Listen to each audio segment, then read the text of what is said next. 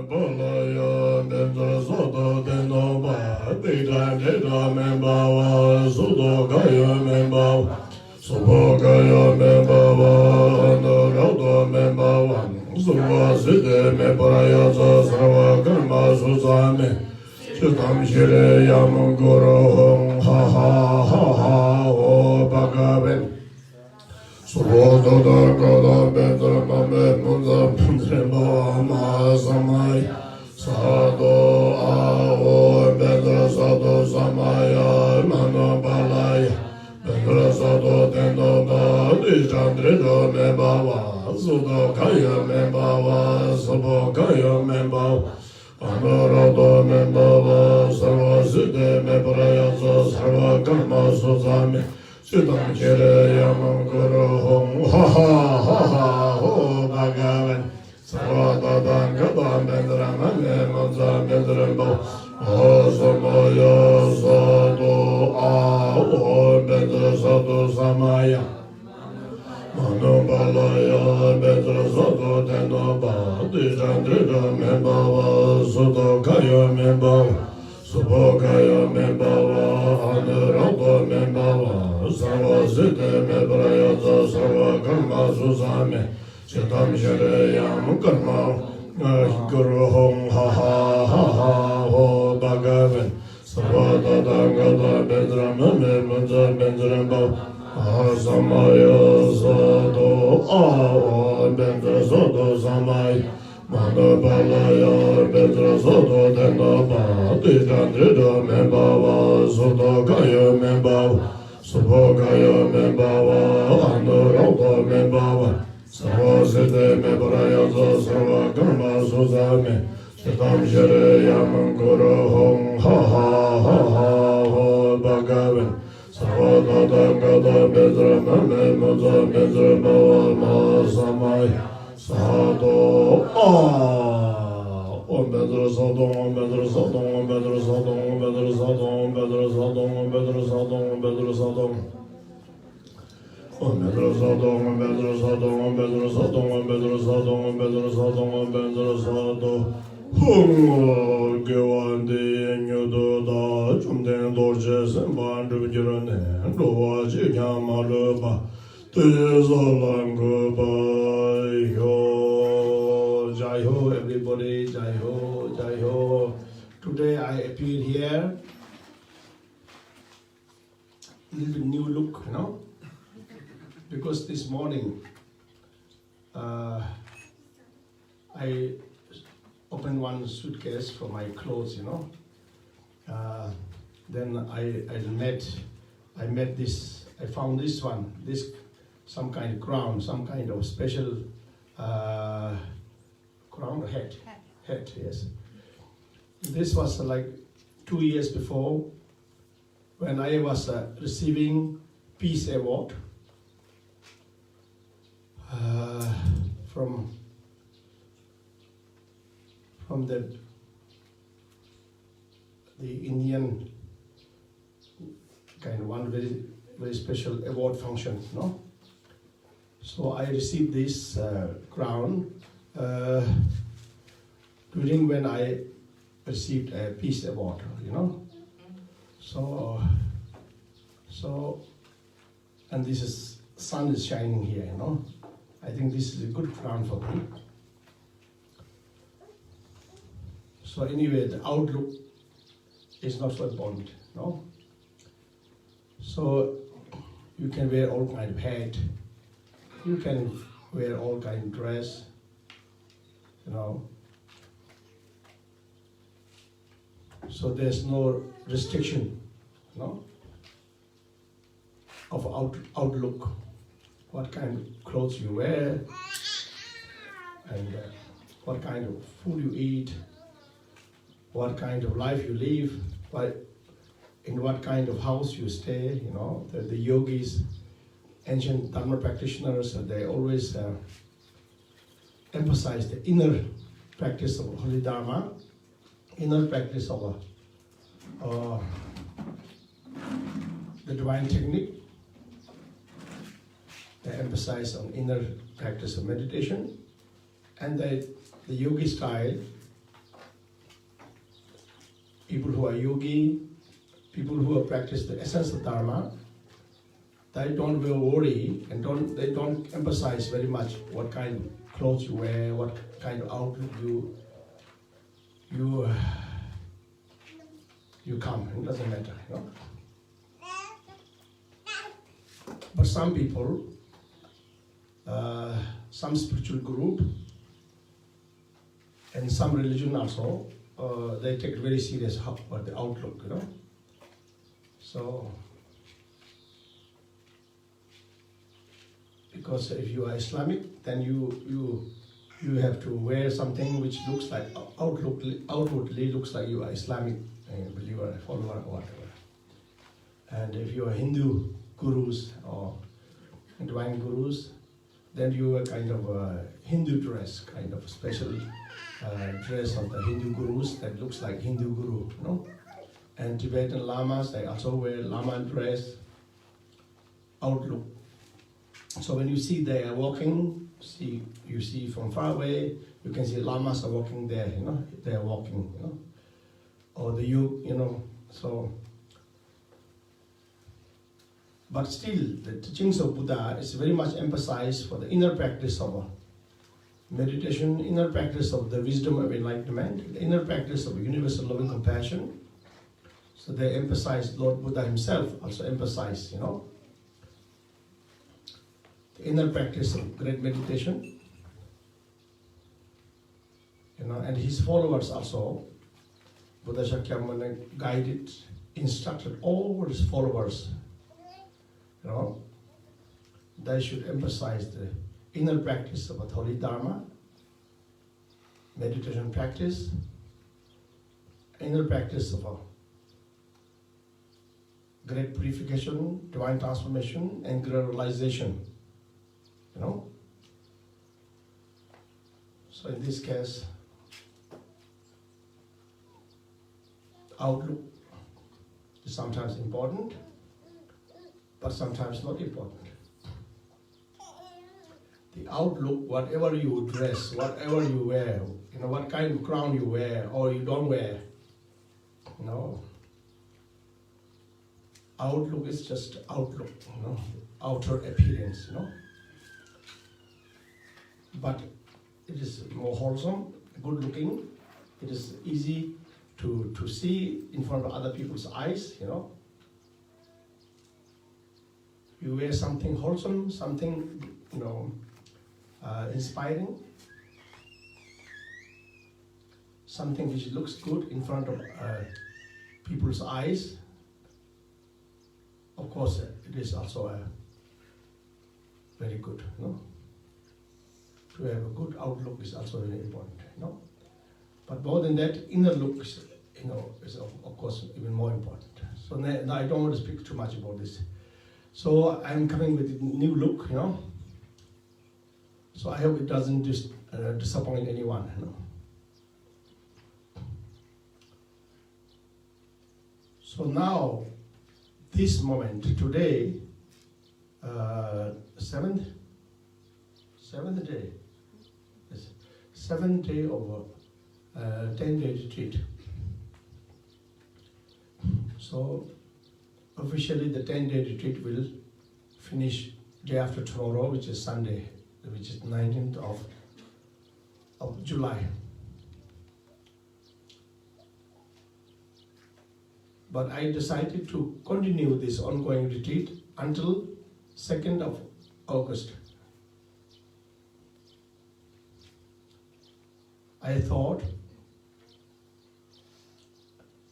we all know that to spend more time to practice the essence of Holy Dharma and rapidly purify ourselves, transform ourselves, and get the great realization, you know, and achieve great liberation is anyway the most important activity, most important responsibility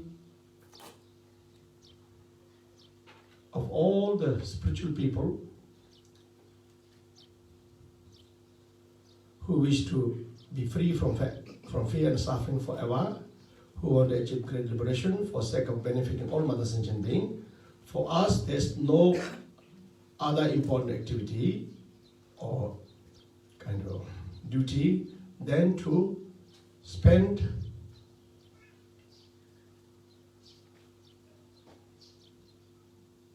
more time, give heartfelt priority to practice Holy Dharma, day and night, without pause, and then to enjoy the great success of our great purification, great transformation, and great realization. It's the most important duty, most important activity, most meaningful and most essential practice of all the spiritual fortunate beings who practice Holy Dharma, So also, this whole now, all fellow human beings, this whole planet need many spiritual holy men or women who practice the essence of Dharma practice and who pray for everyone, who practice meditation for everyone, who bless everyone. This present world, the whole planet and all human beings need urgent protection, urgent blessing, urgent dedication for their protection and for their great purification and overcome all kind of inner, outer, inner and secret obstacles. These urgent needs of every human being and urgent needs of our beautiful planet and Holy Mother. So when more and more people become spiritual, and more people practice the Holy Dharma, and more people practice the heartfelt prayers and practice the divine ceremonies, then this world, this whole planet and all human beings, we achieve greater success for peace, unity and brotherhood of all humanity, and greater success to remove all obstacles and get victory from all kinds of obstacles, and whole planet and whole humanity get great victory. So, and this is one urgent need of our world. So that's why it is good that we spend more time and prolong our retreat for next another 15 days. I think that it's a very good decision. I made a good decision. And all the students, friends who always come, who are regular fortunate participants, and the senior kind disciples and loving friends can enjoy to participate this spiritual retreat anytime. Anytime when they have time, they can come and join and enjoy this wonderful spiritual atmospheres of practicing Holy Dharma, and free of charge. There's not this. You don't have to exchange this with money. It's like children are coming to the father's house, and enjoy all the facility, all the comfort, together with the essential practice of Dharma. I think in this world there's very, very few places that you can enjoy this kind of a favorable condition for practicing Dharma. So everybody's welcome. If you all have a time, you can continue another 2 weeks until 2nd of August. And other students, especially the newcomers, people who want to come first time, I also announced in my Facebook announcement that they should call us, they should inform us before they come, and we that make sure that people who come, even newcomers, that they have a good, strong health, and good condition that they come here to participate this holy retreat. And others who want to come because they have some sickness, they have some some people who have cancer. Some of my students, friends who have cancer, I was, compassionately, wholeheartedly praying for them, healing them, and some of them get better. So people knows this, And then if some sick people comes, just to get the healing, make sure that they don't have a coronavirus, because I think we cannot afford to have people who have coronavirus, because if people who have coronavirus and without informing us, if they come here, it's like they will share the coronavirus to these beautiful spiritual people who practice Holy Dharma. These are wrong people to share. These are such a loving spiritual brothers and sisters that these all need them, These all need many spiritual people who practice Holy Dharma and who are absolutely peaceful and loving and spiritual. They all need these people, these spiritual people very much, So we have to protect these spiritual holy people, who practice Holy Dharma. So the newcomers, they should kindly inform us before they come here. And all right. And then during the whole, as I instruct all of you from the beginning of this 10-day retreat, people must kindly practice good discipline. But anyway, you all have European people have a good, and people, Hungarian people, Romanian people, German people, European people are quite educated, and they naturally have a good discipline. I don't have to worry for that. But because of the coronavirus, the energy of the virus is still hanging around, So it's very important to take responsibility for our own protection and for the protection of our spiritual brothers and sisters, So we all have to keep a good discipline, For example, even the people, the regular visitors or regular students who come here to join the retreat every time, So when you have some cough, if you're coughing and if you feel like you have catch a cold or something, I think you should kindly wear the mask, because you know what kind of problem you have, Because if I say, or others will say, if someone coughing a lot, and they say you must wear mask, maybe you have a coronavirus.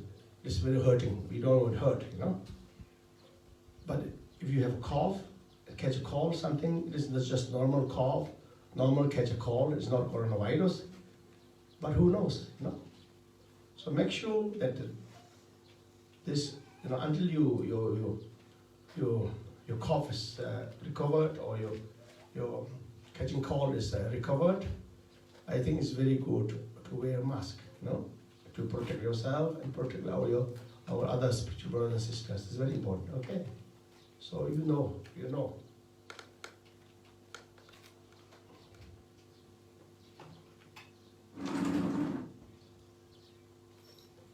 So in this way, we will enjoy to practice the intensive retreat, or practicing the divine meditation of Mahamudra, and practicing all the divine ceremony, and also receiving all the teachings. We will enjoy it, and we will be very great contribution for this world. Our essential practice of Dharma during this retreat, during this critical time, will be a direct great blessing, great contribution for our world and for all mother sentient beings in generally, and specifically all the fellow human beings who already got coronavirus. We pray for their fast recovery, and one who died with coronavirus, we pray for all the departed souls,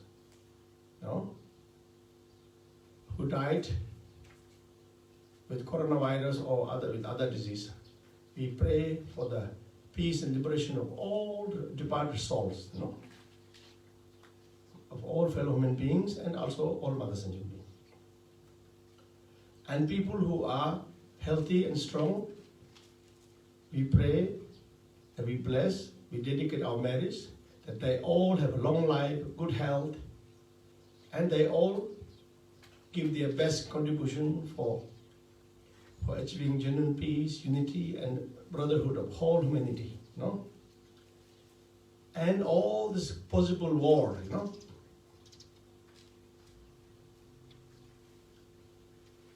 because most politicians, most great leaders, most people who are in responsibility, they are thinking what to do more. They are not satisfied what we have already. And they are not enjoying what we achieved already.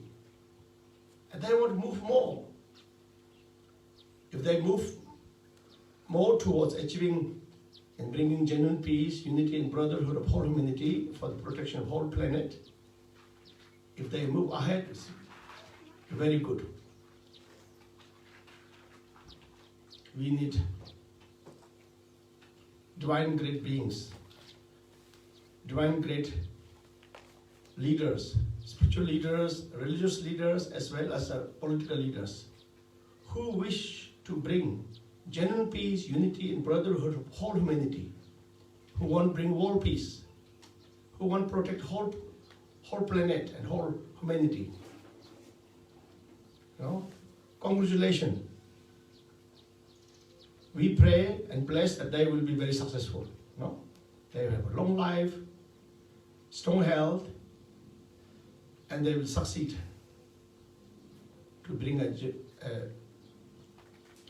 peace, unity, brotherhood, whole humanity.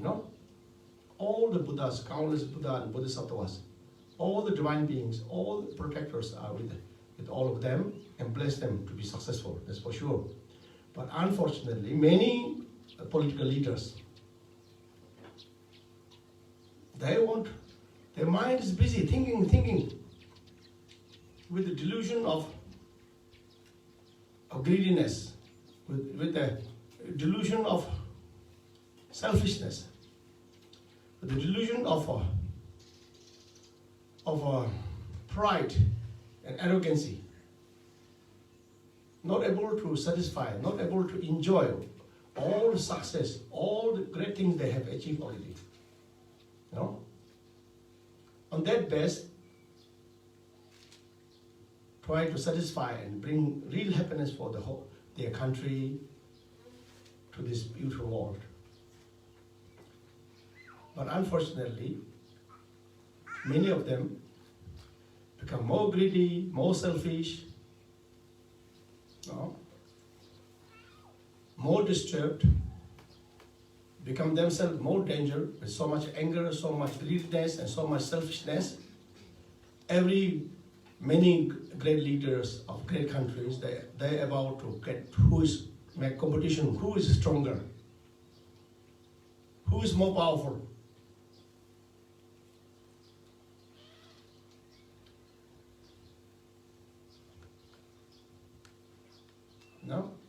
And then to be absolutely greedy,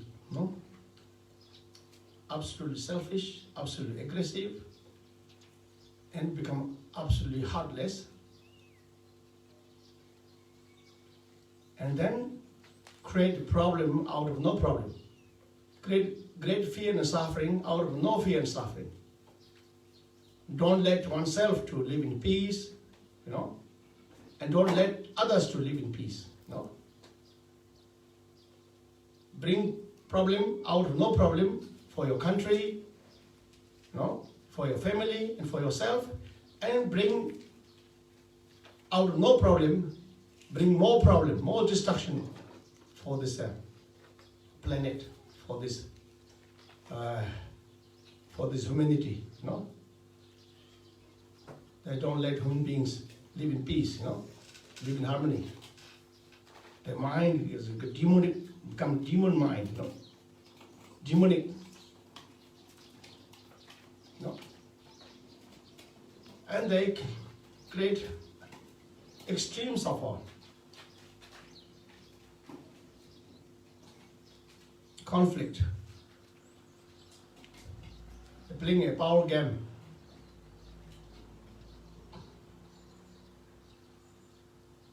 And make these beautiful human beings a victim of endless fear and suffering. A victim of a dangerous war, you know. The ancient world people who make war in our human history, we already know what, you know,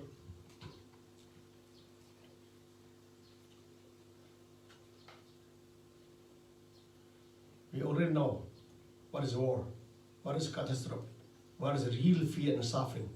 We know, you know, and they are about to make a war.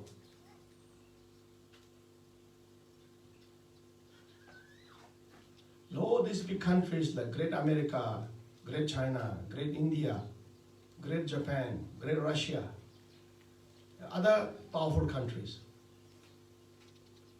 and their powerful leaders. Powerful leaders, the leader who is the leader of peace, and unity and brotherhood of all humanity. Powerful leaders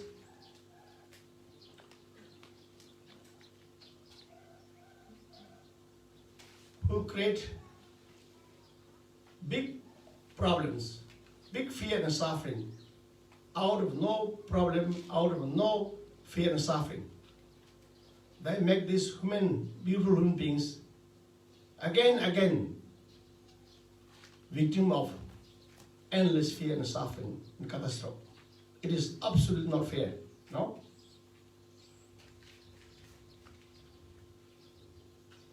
To make war,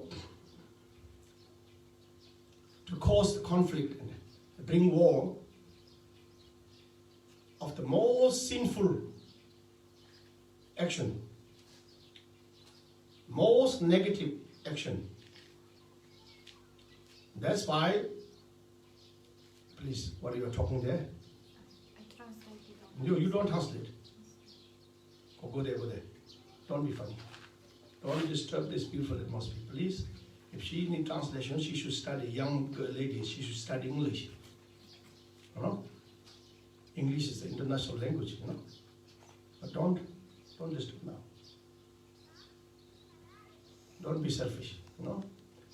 We are giving this teaching for your liberation and for the liberation of all mankind. Concentrate and you unify your mind, your heart with the Master's heart. Be together, you know? Give this heartfelt, powerful message for the world, you know? So don't disturb me now, please. If you want to disturb me, if you want to speak and then go out and go in your room and sleep, you know? Don't stay in this pavilion.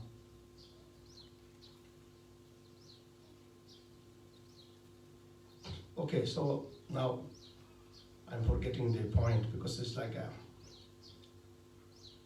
flowing like nectar from heaven, from Buddha, Dharma, and Sangha. No, this must not be interrupted. It is very strong blessing, strong power to protect this world, all human beings. Okay? Yeah. Okay. So, what I was saying. So, many powerful leaders of many powerful countries, they are thinking what tomorrow. You know? They're thinking with heart of greediness, heart of anger, heart of selfishness, and they're thinking how to become more popular, how to become more powerful. For sake of becoming more powerful, more popular, what kind of problem you have to create? What kind of destruction you have to bring in this world? You know? what kind of fear and suffering that you have to share to the human beings. Their mind is thinking in that direction. No, please sit down. Sit down. Their mind is thinking in this direction.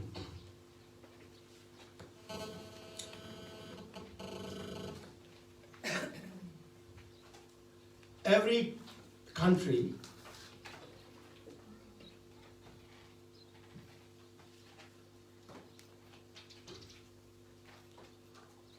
go a little there.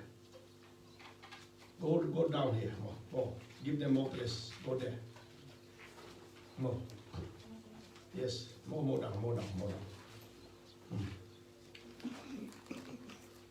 So their mind is thinking what to make more. If they think what kind of peace, what kind of harmony, what kind of protection that you have to give more to your country, to your people, and to your world, that's okay. No, they want more. What more? No.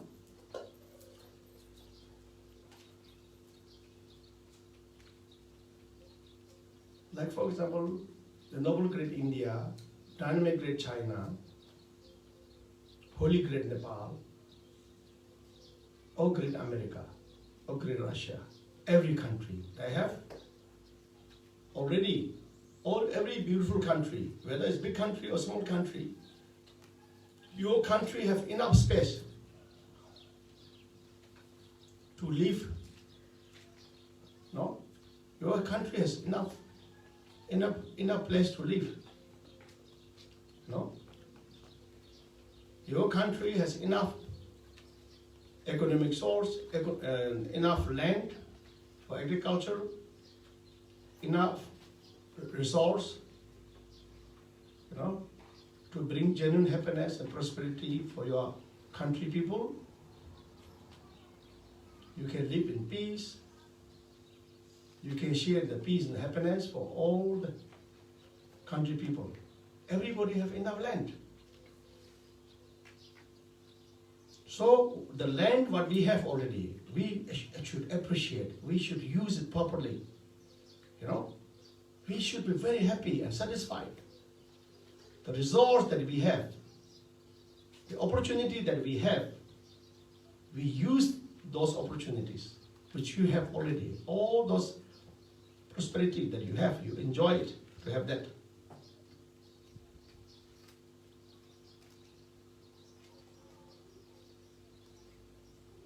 So through making a war, through making very big conflict with the neighboring countries, try to get a few acres of land.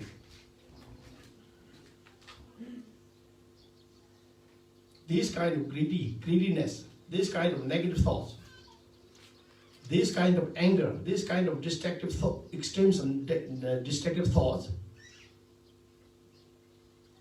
and action of any leaders of different countries bring the biggest catastrophe for their own country. No? You sacrifice your country's beautiful army, beautiful people, for sake of gaining some land from other neighbors, With extremes of anger, with extremes of greediness. It is ridiculous. It is absolutely most foolish, The other big countries, they do this. They're fighting for the sea, for the ocean. They're fighting for the piece of land. Great China tried to say, this is our land, I want more land. India, of course, said, this is my land since decades, since, 100 years, The Nepal would say the same. If somebody wants to take something from others, with extremes of greediness and anger, these are the troublemaker who come like crocodile to swallow others' land, others' resource. These are demons, whoever it is. Anyway, demons are everywhere, and in every family also. These family members, when your father pass away, mother pass away, the children, son and daughter, they are fighting for the property of your father and mother. Only one big brother or big sister will take all, swallow all properties and give no chance to other son and daughter to have some kind of share, you know.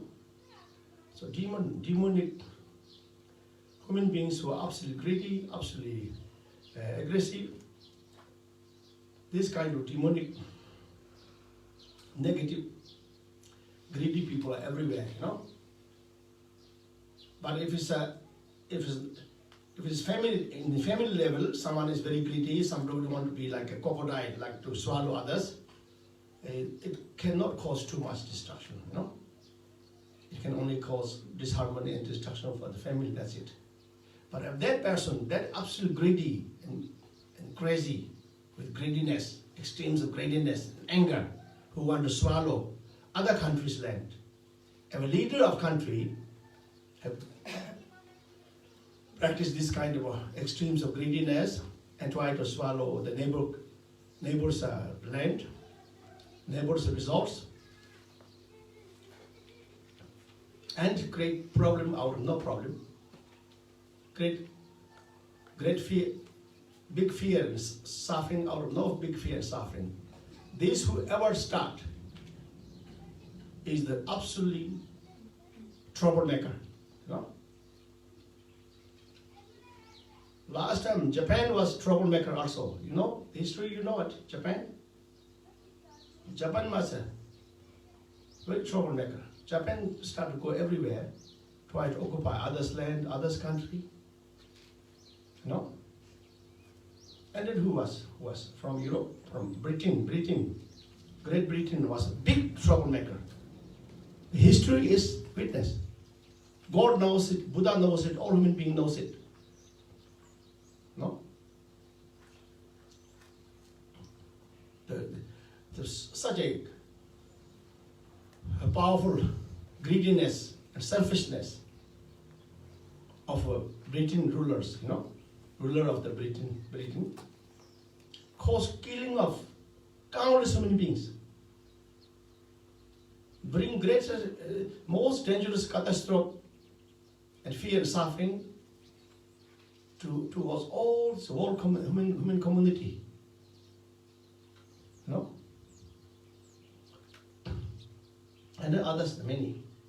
Japan, Britain, and America, who first of all subjugate the red Indians. So these negative extremes of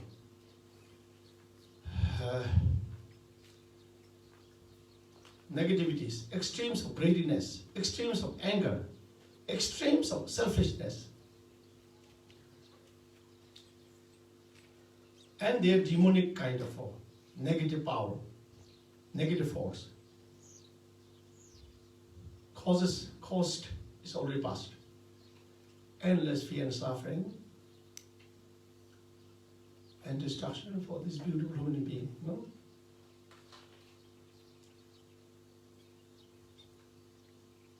And human beings, Britain themselves, they learn this also, what they lose from the war. They start the war. They start to subjugate others' land. Britain themselves, Japanese themselves, Chinese themselves, American themselves, or maybe say Russia, can I say Russia? Russia themselves. And can I say some European country also? They already themselves knew, experienced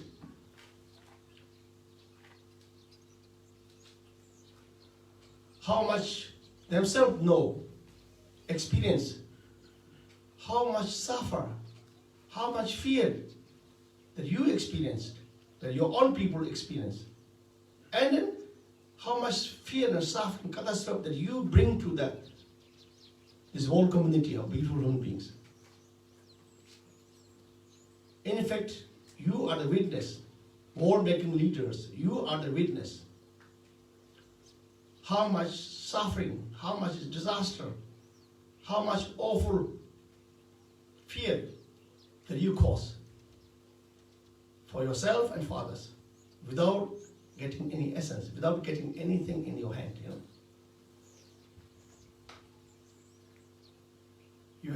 You start your war subjugating other countries, other people, other land, country. You start the war with the extremes of anger and extremes of greediness, and then you end up war without gaining anything. End of your war with them.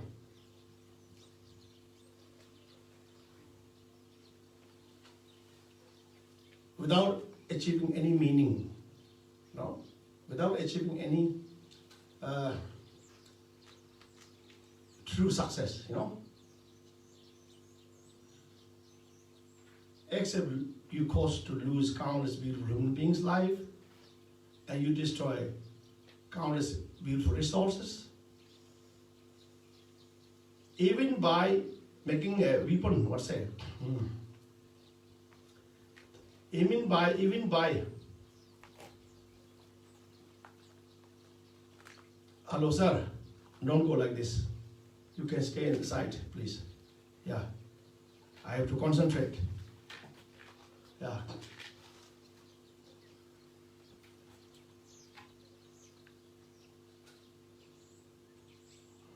Stay one place, don't move here there. Stay in your room. So I was saying something now. What I was saying? Even by producing a weapon? Producing weapon, and then before war or after war, during war, you make exercise, Now the great India and China and the great America,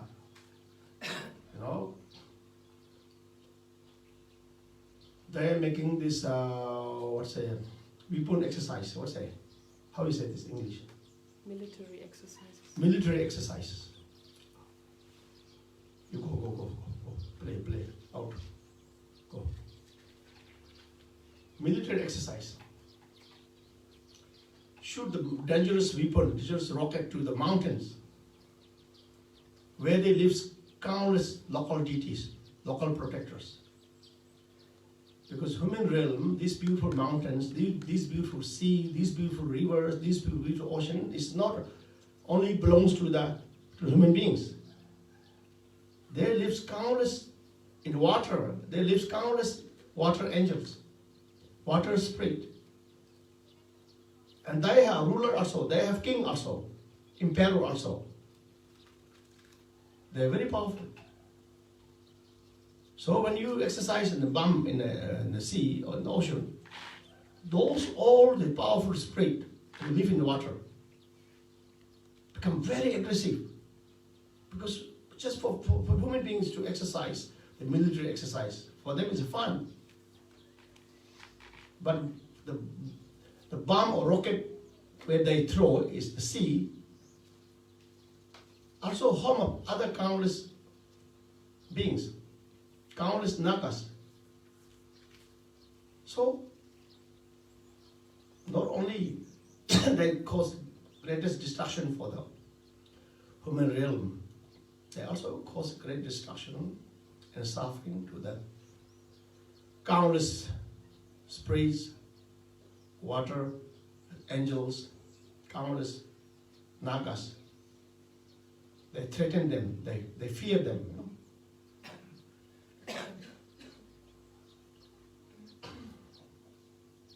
And then when they are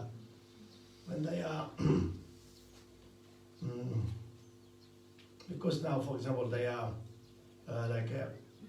if great India is making some military exercise in Ladakh, this surrounding mountain in Ladakh are home of countless local deities, local protectors, local spirit. Outwardly, same like Mount Kailash. Mount Kailash outwardly looks like a physical mountain, no? But inside there lives Lord Shiva with countless retinue. According to the Hindu tradition, Hindu belief, Mount Kailash outwardly according to the Buddhist tradition, outwardly Mount Kailash looks like a small mountain, covered by some snow. But inwardly, it is a divine palace of Almighty deity, Chakra Sambhava, them color them chok.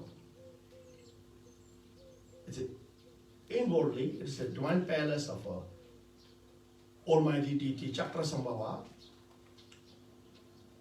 with the retinues of countless deities, countless angels, you know.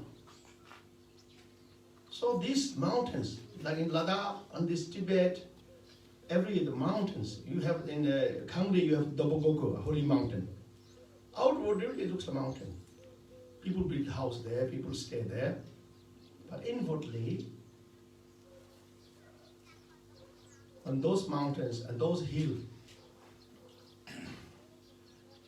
lives countless local deities, local protectors, local spirits. It is home, because this world, this planet is a common home of all living beings, you know. So when you make exercise, like now the India army is, making this test, weapon army test, all the China is doing there also. So they're bumping, if they bump, show out a rocket bomb from the sky, or from the down, is there this, what's it, this stone truck, is what you say? Tanks. They disturb all these local deities who live very friendly, who friendly live there as a protector, as a good friend of all human beings, all of that region, wherever it is. They are absolutely disturbed. Why are they bumping and destroying these beautiful mountains? Crazy.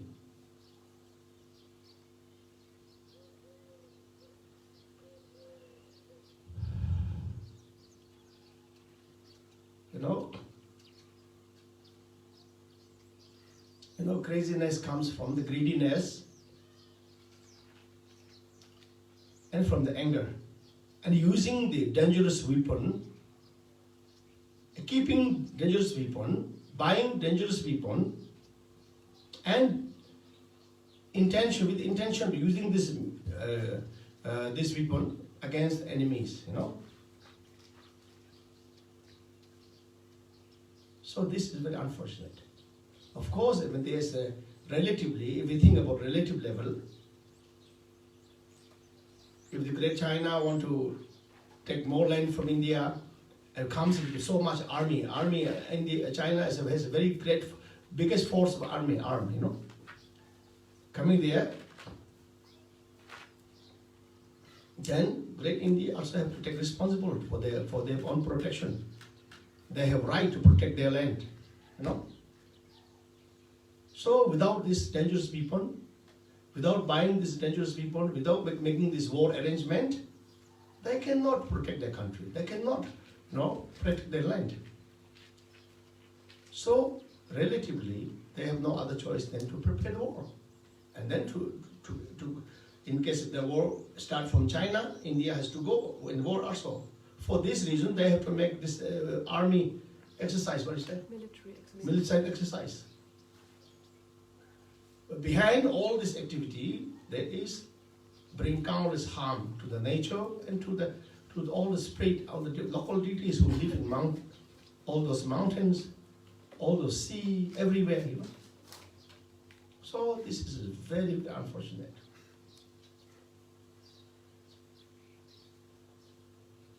The attitude of making war and the action of making war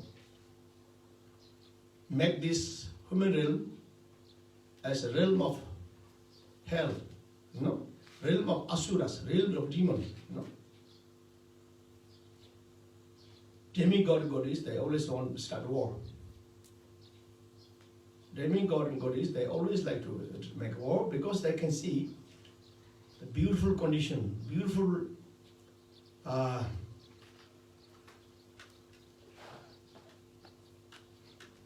realm of God.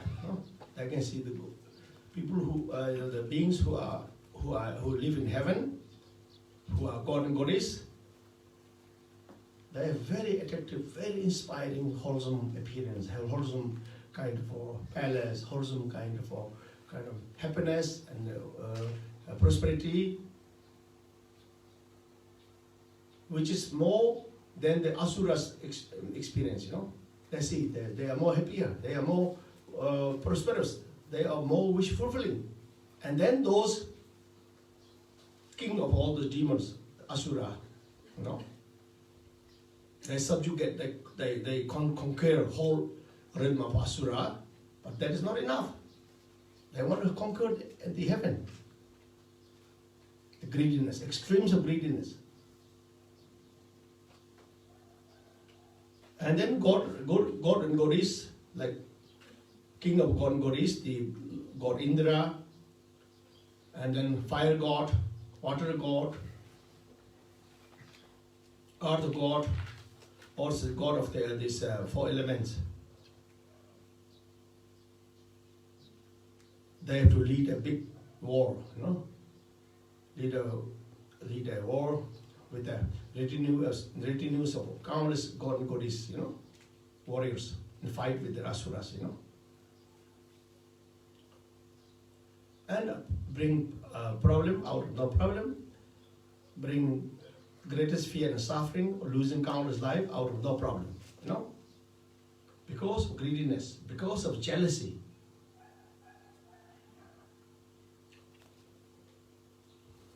And this is how we start war also in the this human planet.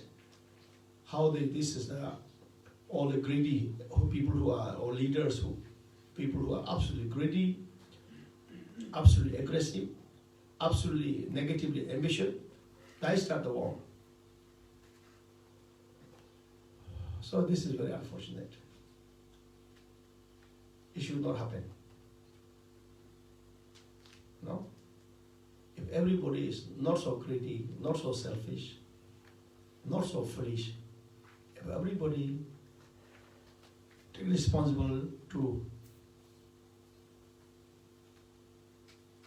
have peace and happiness within themselves, within their family, within their country, and help all human beings, help all countries, protect each other, love each other, share each other's happiness with love and a peaceful heart, This human realm can be more happier, more prosperous, more fortunate than the God is in heaven. So, but that will come also. That will come. Now is that world slowly, the world is slowly sinking down with extremes anger, many maximum human beings sinking down, falling down with the extremes of negative emotion, extremes of anger, extremes of selfishness, extremes of greediness, and extremes of negative action.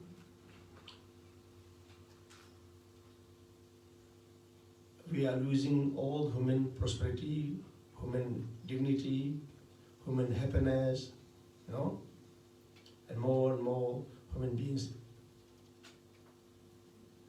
experience more fear, more suffering. There's so many destruction coming, natural disasters, man-made disasters, man-made sufferings.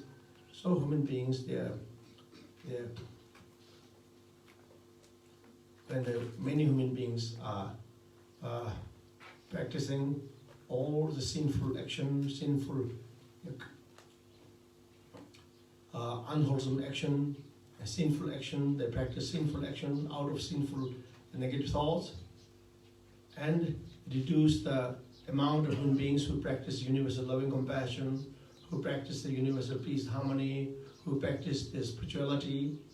Less and less people become, more and more people become less spiritual and become more aggressive, and more greedy, and more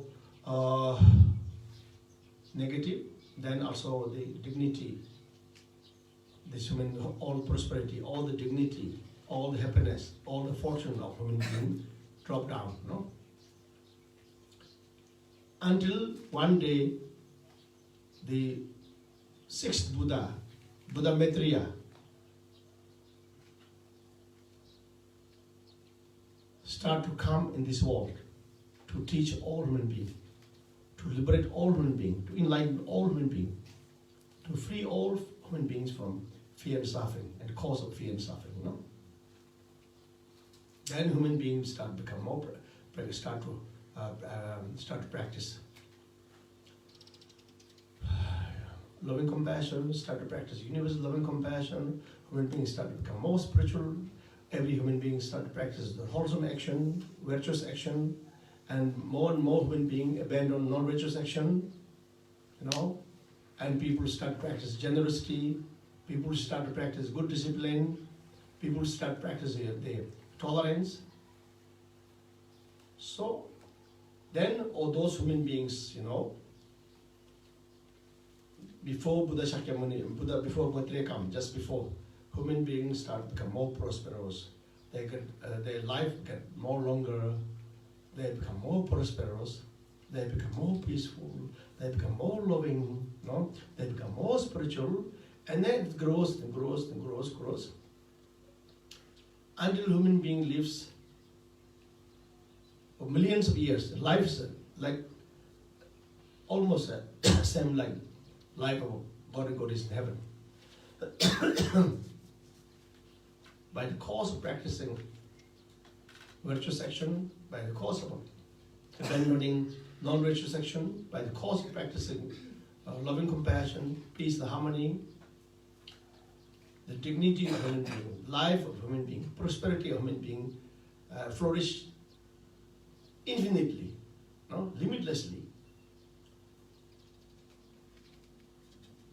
And that great moment, the Maitreya Buddha comes and told all those absolutely fortunate, lucky, wish-fulfilling human beings, But I forgot before that when human beings have this much, now we have people are getting shorter and shorter, People have now can live Tukchu Karar. Many people die before 60, age 60. Many die before age 60. And there's very, very less, very, very few who can live more than 100, and will die. The life is getting shorter and shorter and shorter. People become more aggressive, more greedy, more selfish. And people accumulate sinful action, reduce the amount of people who practice spirituality, who practice Dharma. In this way, human beings become get shorter life and shorter life, and less prosperity, and people have to struggle just to have one meal to eat, and then people get shorter, their life got shorter and shorter, and human beings become two count, this much, and there's nothing to eat. All the resources are dried up, all disappears, and human beings have no. These little human beings, size of this 1 feet, they have nothing to eat. They go everywhere, every forest, and they fight each other, kill each other. They experience extremes of suffering, extremes of fear. They experience extremes of destruction. So there comes Buddha Maitreya, not himself, but Buddha made this emanation, Trupa. There comes one very handsome, good-looking, shining man, tall and prosperous, And all these little people says, "Oh my God, how you become like this? You are so prosperous. You look so good.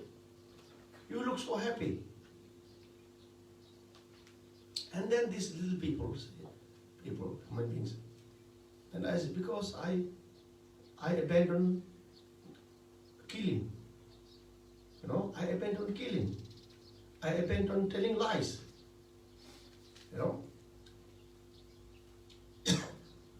I abandoned stealing. I practice good discipline.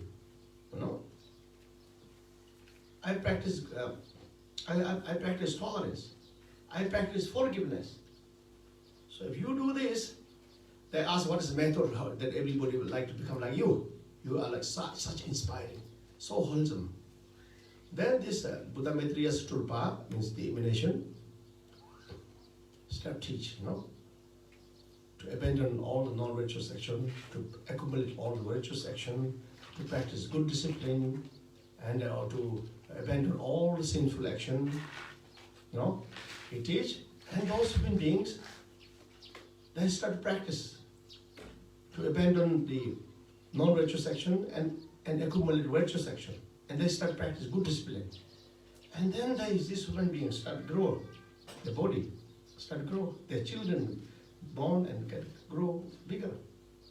And then all of a sudden comes good rain, the soil of the land start to grow vegetables, fruits, Before that, the fruit, there's no fruit, there's no vegetable, nothing. And then they all start to, everybody start to practice virtuous action, good discipline, and all these things. And then their life grows. Now they can live more than 20, more than 30, more than 50, more than 100, more than 200. And people are more happy to practice virtuous action and more dedicated to abandon non-virtuous action because they see the result, good result, of practicing the virtuous action and good discipline. And then human beings, their age grows, they become more wholesome, everybody become more prosperous, everybody become more happy, everybody become very peaceful, harmless, And this way, as I told you before, then it will grow up. And then when human beings live more than millions of years, it takes many thousands of years, of course, And then when human beings experience the peak of great success, peak of the greatest happiness and prosperity, and also wishfulness, then there comes the Buddha Maitreya himself comes and teach those fortunate human beings. Buddha Maitreya prepared it. He prepared with his emanation. He prepared this. So when human being is absolutely matured, spiritually matured, absolutely wish fulfilling, then Buddha Maitreya comes and teach and teach the holy Dharma and liberate countless fortunate human beings and countless other beings, So now, hello sir, please, I request you already. I take this. Yeah, no, yes. So to have children is a big responsibility, Yes. Yeah.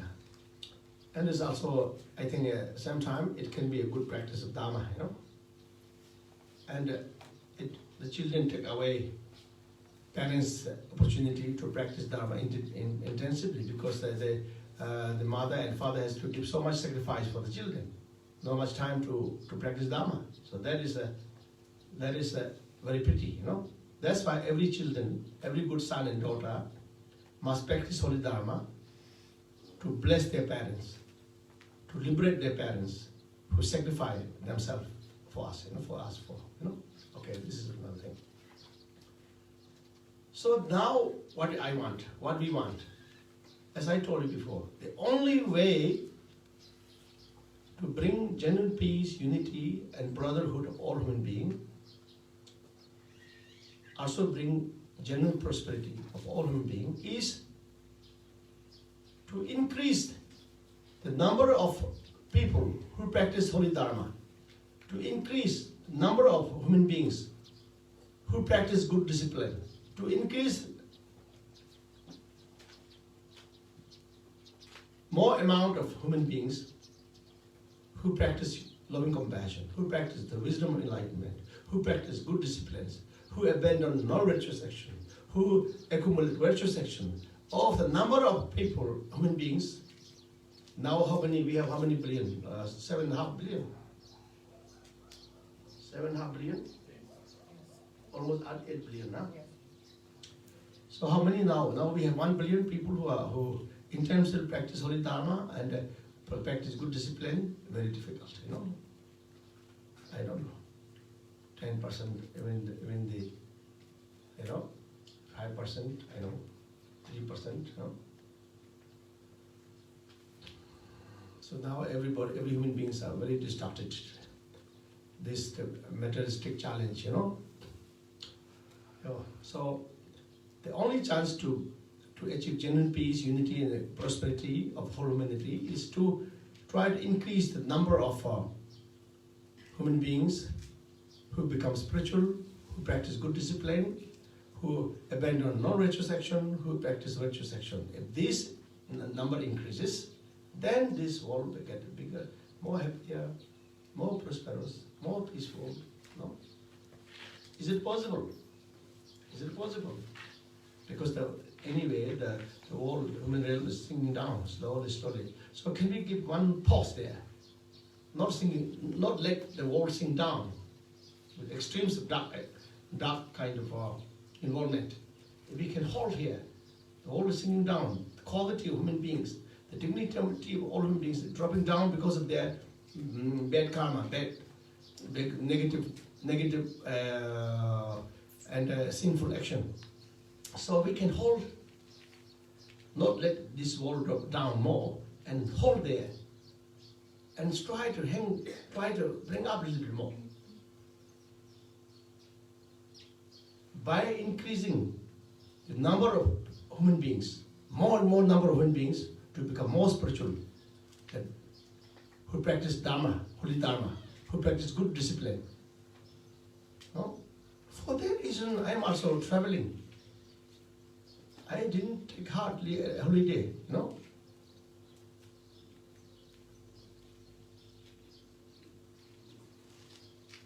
And I don't collect money, I don't collect anything else, just to try to increase the number of fellow human beings who practice Holy Dharma, who practice good discipline, and bless them and bless our world to be more luckier, to be more fortunate, to be more peaceful, to be more wishful.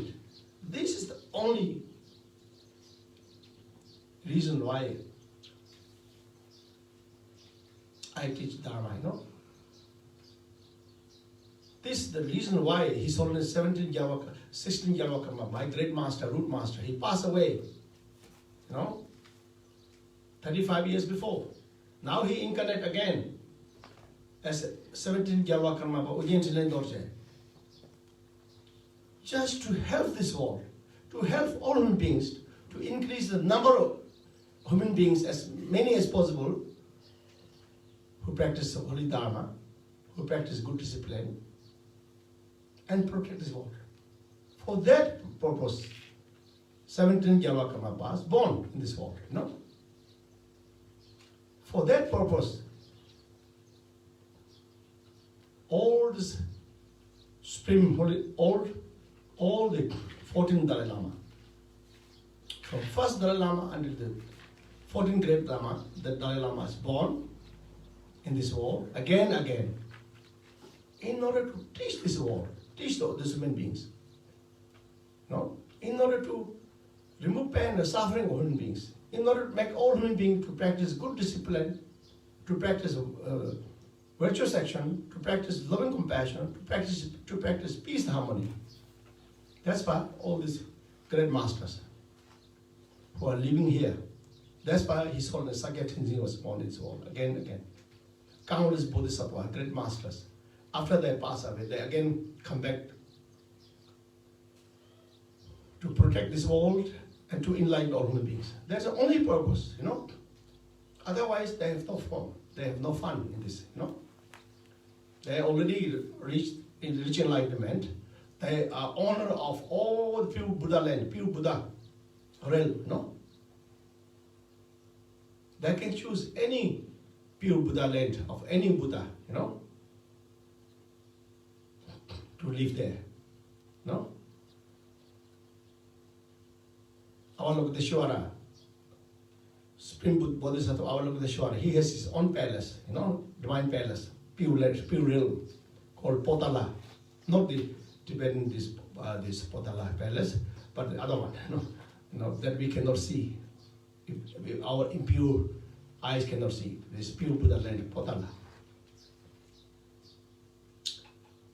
And any enlightened great beings, they can choose to be born in pure land of Buddha Amitabha, or pure land of Buddha Vajrasattva, pure land of Buddha Akshobhya, pure land of Buddha Varuchana. They can choose countless pure land. And after somebody become Buddha, somebody reach enlightenment, they have their own, spontaneously, they have their own pure land, pure Buddha land. So they can stay there. Why they come in this human realm, reincarnate again. Like His Holiness 14th Dalai Lama says, I will reincarnate again, until all the mother sentient beings liberated. Until whole space is free from fear and suffering, and all beings are liberated, I will reincarnate again. His Holiness 14th Dalai Lama, wholeheartedly, he gave this kind of a speech, this kind of a heartfelt speech, which he really mean it. This morning, did you enjoy the live stream of His Holiness Dalai Lama? It was the teachings upon Madhyamika, Umanchupa.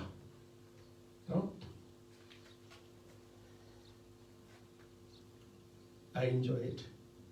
There's also English, So anytime you can bring the pause, I hope it is in YouTube, you can watch, you can enjoy, receive the blessing.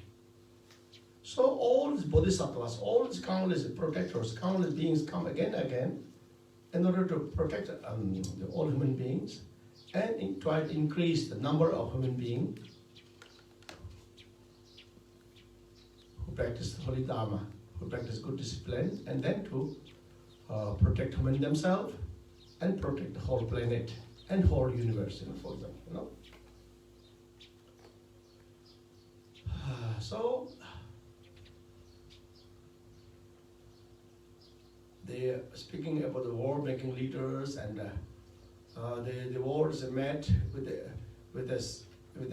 extremes of anger, greediness, and selfishness, and with the extremes of foolishness, ignorant man. So war-making leaders who make war out of extremes of anger, extremes of killing, war-making leaders, and unfortunately, war-making people who cause killing of other human beings, who cause damage of this beautiful planet. They don't go in pure land, and must not laugh. They have most unpleasant, most sufferingful, most fearful, impure realm, where they experience unbearable fear and suffering by the cause of their own sinful deeds, sinful action, by the cause of their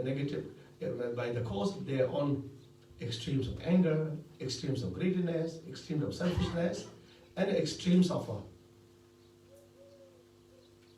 action, negative action of killing, stealing,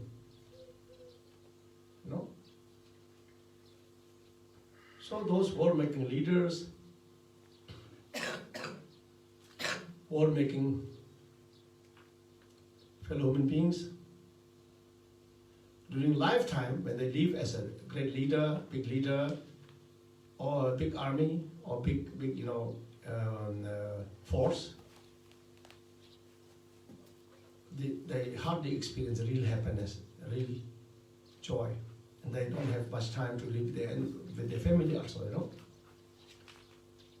they live life without experiencing real happiness, without experiencing real joy of life. They live with anxiety, with fear, with struggle, with anger. You know, and at time of day, most of them they die with the cause of dangerous weapon that is thrown by enemy side, opposition side, and you also cause your weapon which you throw, which you shoot, cause countless other human beings who are, in fact, they are brothers and sisters who live in different country, different city, different place. In fact, they are fellow human beings, you know. So causing killing of yourself and causing killing of your other human brothers and sisters. Very unfortunate. So when after they die, according to the law of karma, they experience unbearable suffering and fear almost forever. Downstairs, not upstairs, sorry. No? And then, even though your leaders make a war for your own, you know, wrongly, you know, with extremes of anger, extremes of greediness, to make your country more popular, more powerful, you know, and then your country people become more proud of that leader, you know, with mixtures of. So after that leaders, war-making leaders died, the human beings, many human beings, thanks God he died, you know. Otherwise he will cause greater fear and catastrophe for the world. The human beings hardly appreciate them. You know, countless people, they hate them. You know? So, in fact, they didn't achieve anything. They lost everything. You know? Such a big misunderstanding, such a big, you know. And after death, they experience unbearable fear and suffering in one of those three lower realms. In the realm of Hungary, ghosts, or realm of hell, or realm of animals, you know, the wild animals who kill each other and eat each other, you know.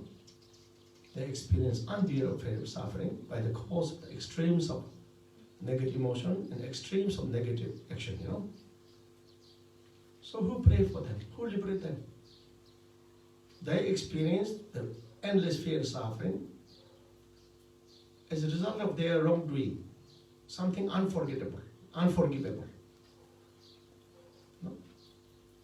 But those beings are our mother and father. No?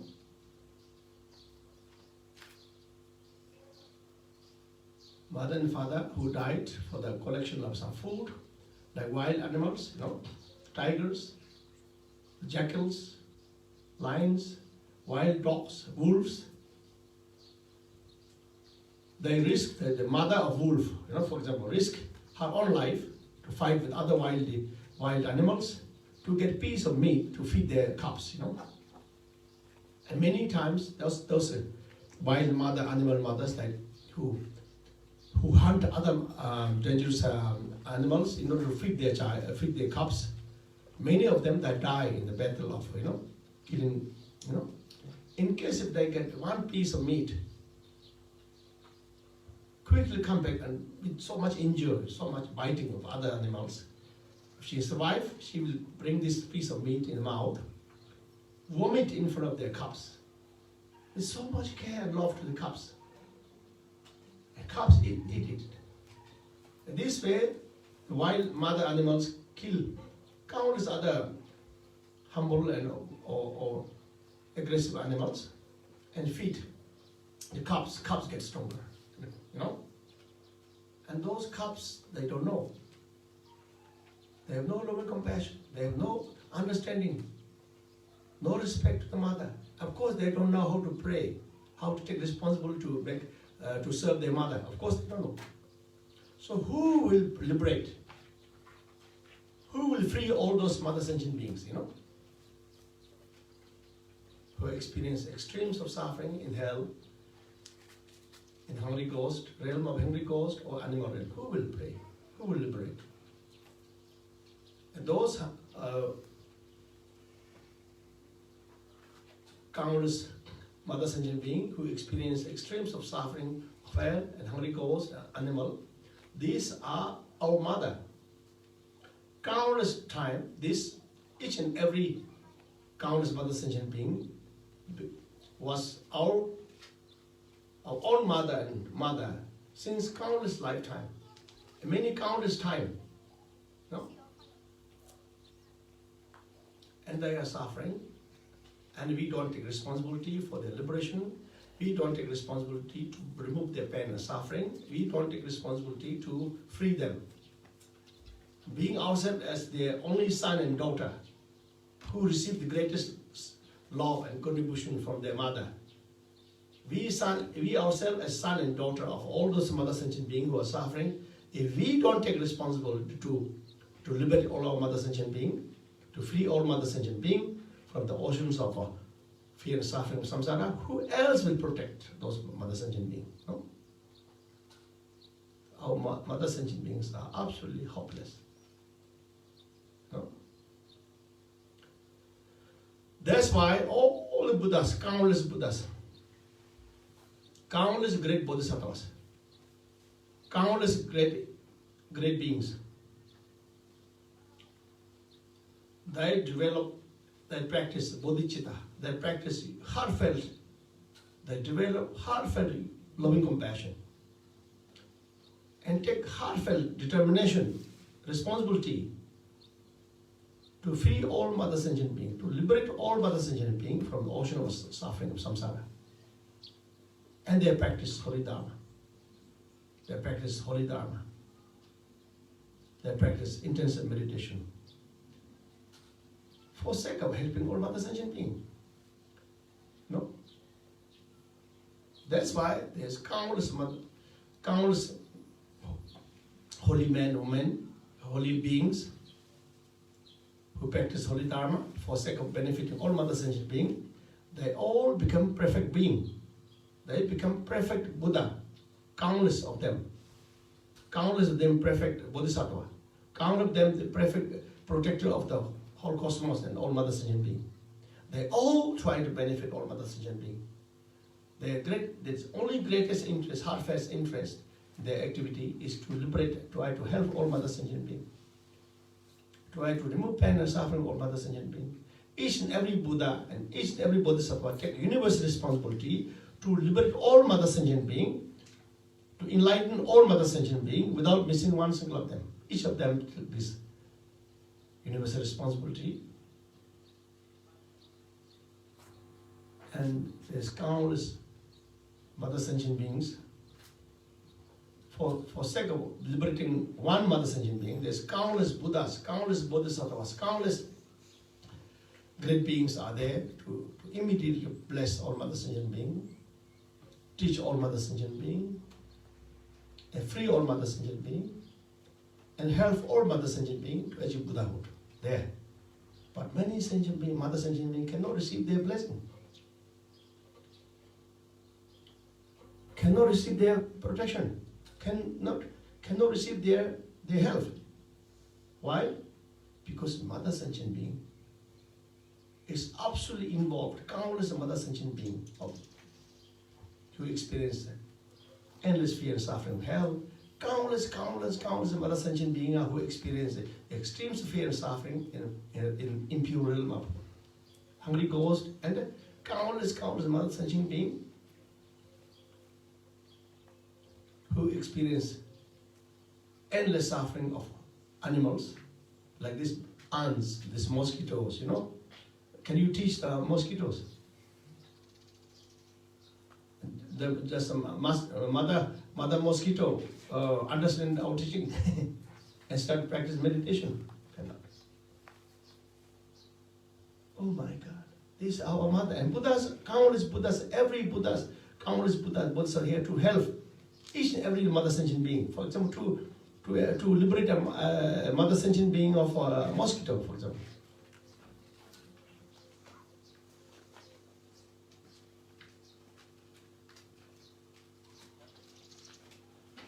Because each and every mother sentient being is so disturbed, they become absolutely ignorant, they become absolutely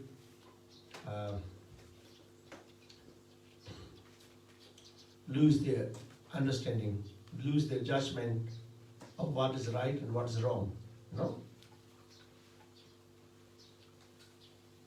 But all this nature of mind of all those mother sentient beings who experience endless fear and suffering, and who involved in darkness, ignorant, their nature is Buddha nature.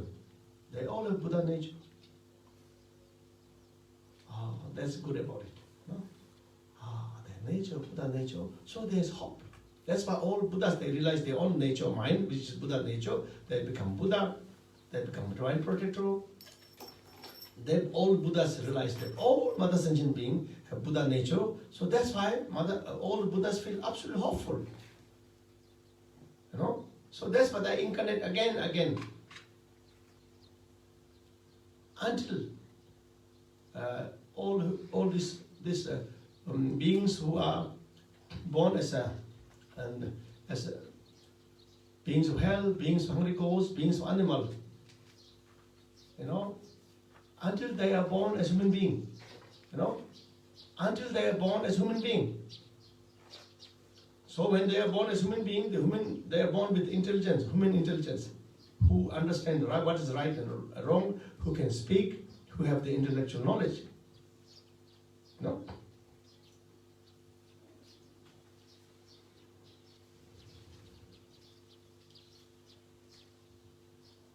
So all the Buddhas, Bodhisattvas, enlightened great yogis, how to help mother sentient beings, no? So like the great Mahasiddhi Tilopa, he's enlightened because he got that vision of Buddha Vajradhara. Buddha Vajradhara gave him the essential teaching of Mahamudra and transformed the heart of Almighty great Siddhi Tilopa into heart of great bliss of enlightenment. So great Siddhi Tilopa reached enlightenment. And he don't stay in a palace or temple or somewhere. He go to the ocean, the shore of ocean, sea, where there's fishermen, you know. You know. The only way to help is to take the leftover fish, which are almost killed, some are still living, you know. He eat them.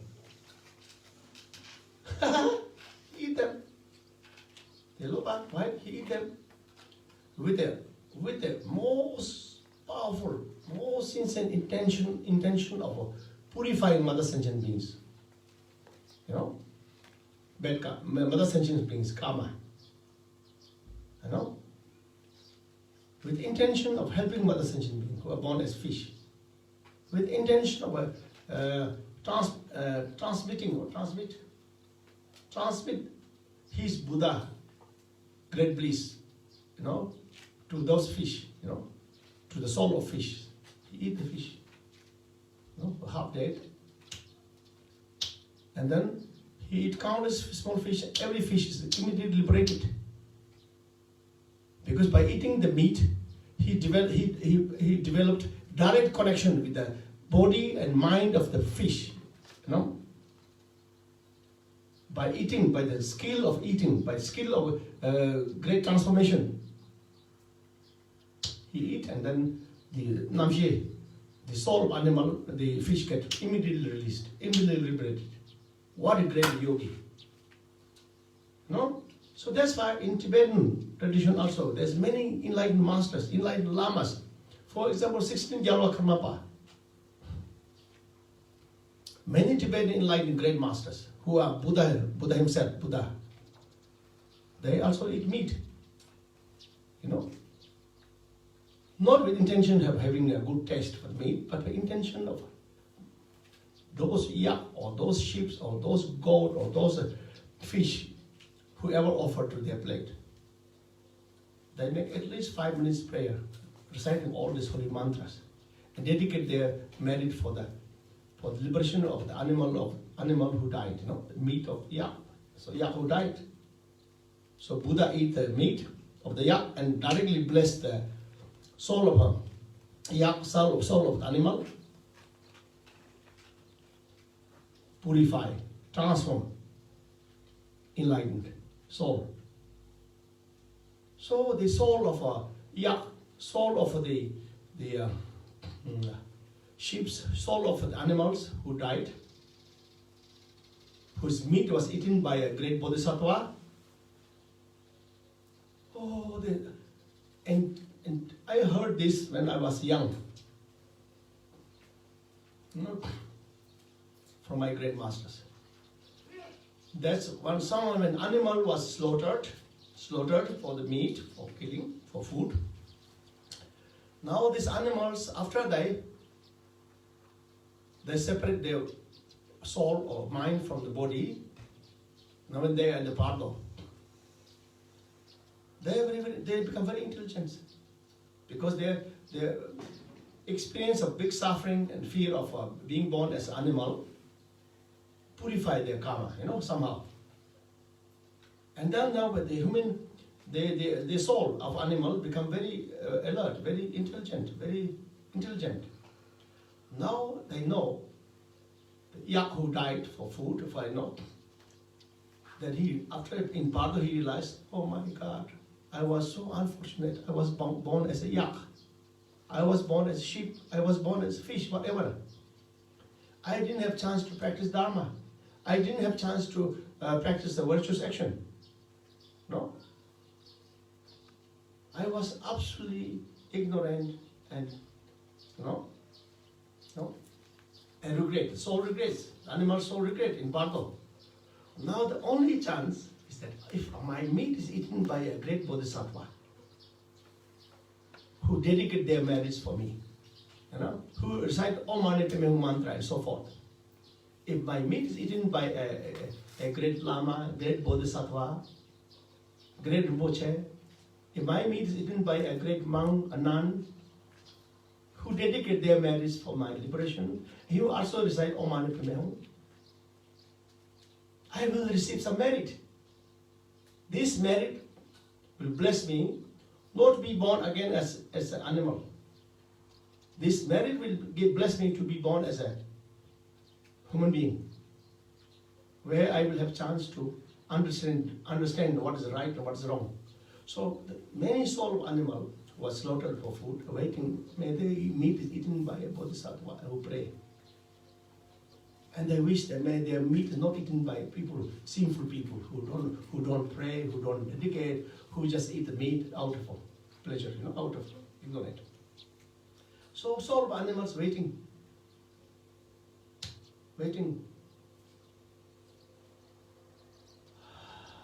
And then the great masters, great bodhisattvas, who eat meat for the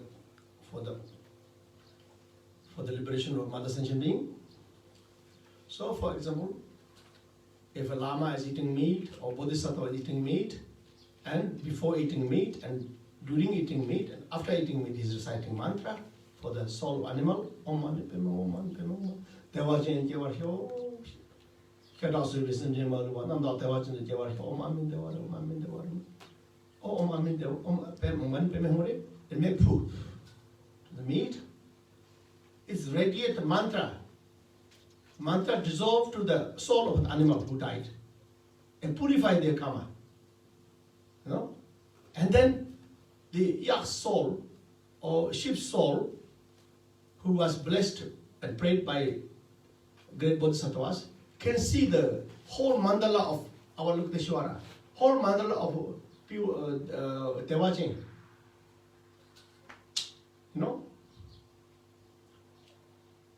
So the Vajrayana practice of mantra, practice of dedication, is greatest practice of transformation. No? Poison transform into nectar. The sin transform into great merit. Suffering transform into great bliss.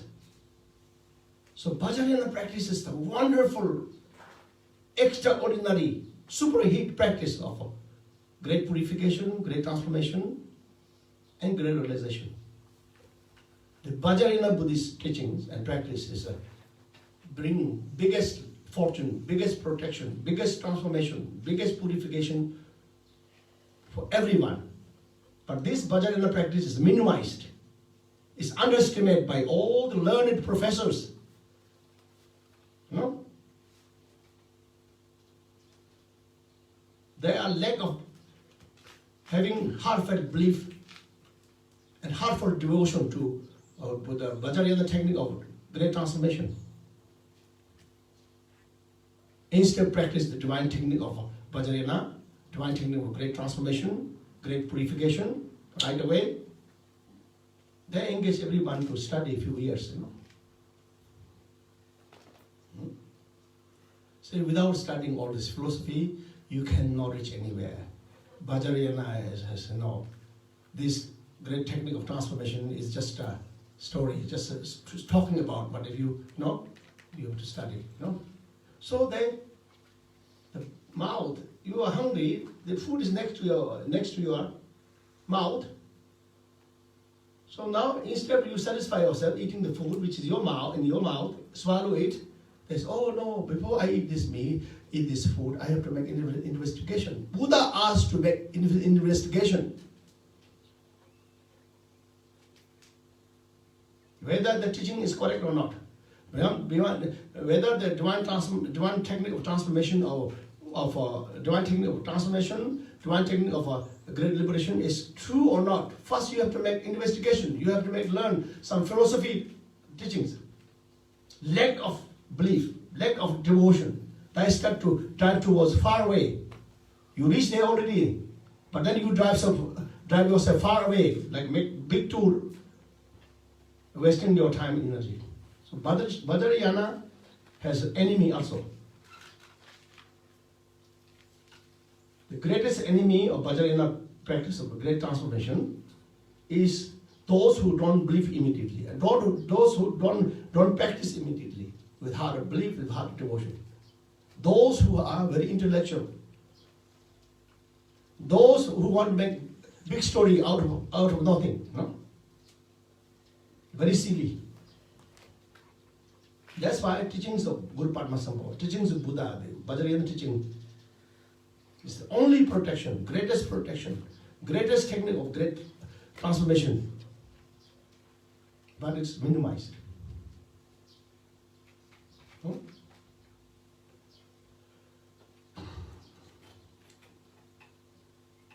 It's very unfortunate.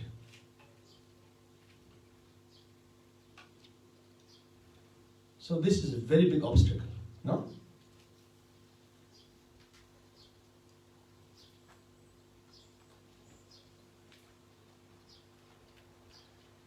So, for example, people who are vegetarian, sorry to say, I'm talking very, very correctly from my heart, because I also practice Holy Dharma since I was a child, since I was 12 years old. In fact, since I was able to speak, my mother taught me how to recite Om Mani Padme Hum mantra and pray to Avalokiteshvara and Buddha Dharma Sangha. My first teacher was my mother.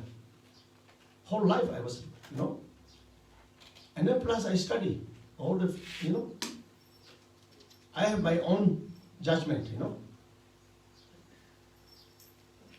So according to this ultimate judgment, Vajrayana, the greatest technique of great transformation and purification enlightenment, is based on belief, based on one-pointed belief, one-pointed devotion. No need to make investigation. Who are you to able to investigate the divine words, divine teachings of Buddha or Guru Padmasambhava? Who can judge your grandfather, newly born babies, Who can judge their grandparents? If the little babies start to judge grandparents, it is too stupid, too ridiculous. So Buddha's teaching, Vajrayana teachings of great transformation, no need to judge, just believe it and practice it with heart of devotion, with heart of belief. Just practice it and enjoy, immediately enjoy the great purification, great transformation, and great realization.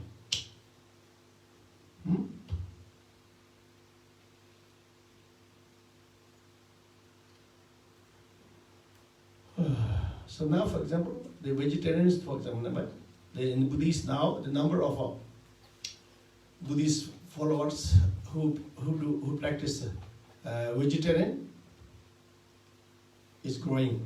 Good news. It's very good. No? But if still there's some lamas, hello, what are you looking? Close to the caravan. Caravan, very good. Don't worry. It's raining. No, don't worry. There's nothing else is important. Okay? Yeah.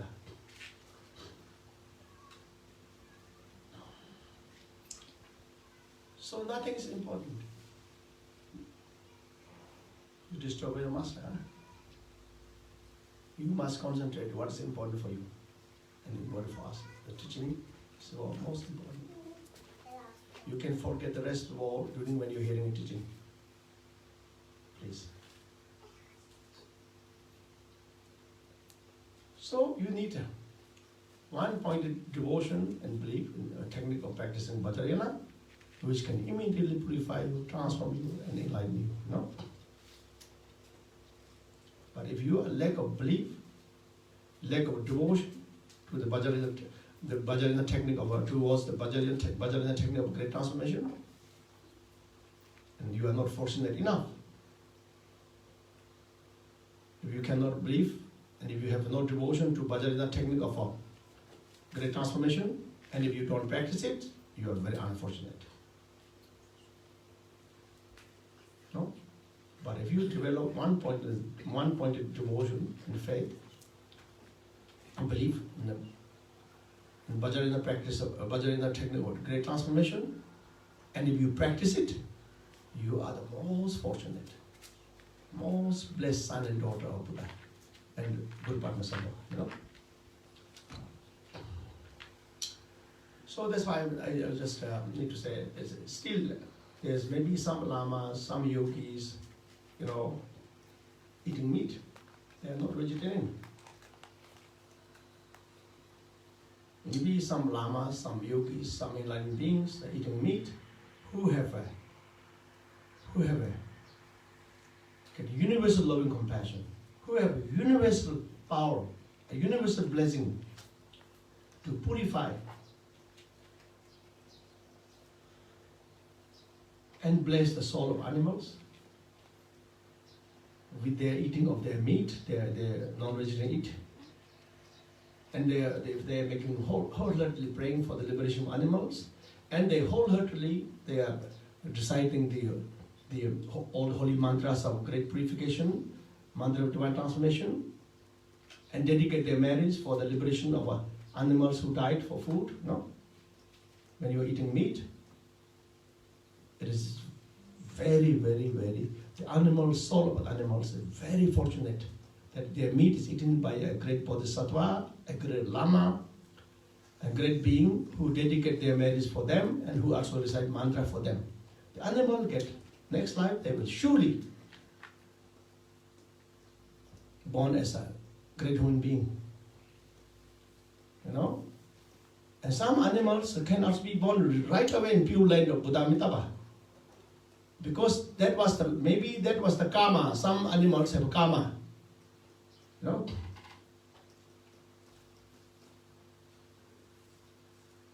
No? Some animal, during when we were born as a human being, even some bodhisattvas who are not fully enlightened can be born as animal because of once a while, they kill animal by mistakenly, wrongly, you know, accidentally. So in order to purify those karma, bodhisattva has to be born as animal at least one time. So those kind of, if they eat meat is eaten by great bodhisattvas, great beings who dedicate their marriage for them and for their recite mantras, immediately be born in pure land of Buddha Amitabha. can be liberated forever. No? So that's why yogis, lamas, rinpoches, priests, if they are eating meat, many vegetarians will attack them. You know?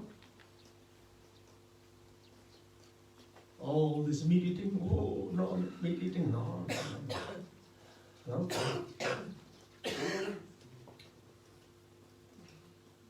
There was one time, a few years before, I was in a Ashoka Hotel, no? Ashoka Hotel is a government hotel, no? So we have some important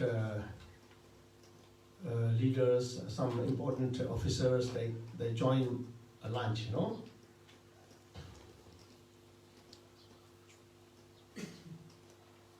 So two of them. We are about 12 people. Two of them, they order vegetarian, the non-vegetarian. Other 10 they choose vegetarian. And then and they also bring some one kind of this salmon fish, you know, salmon fish with surrounded with rice and vegetable.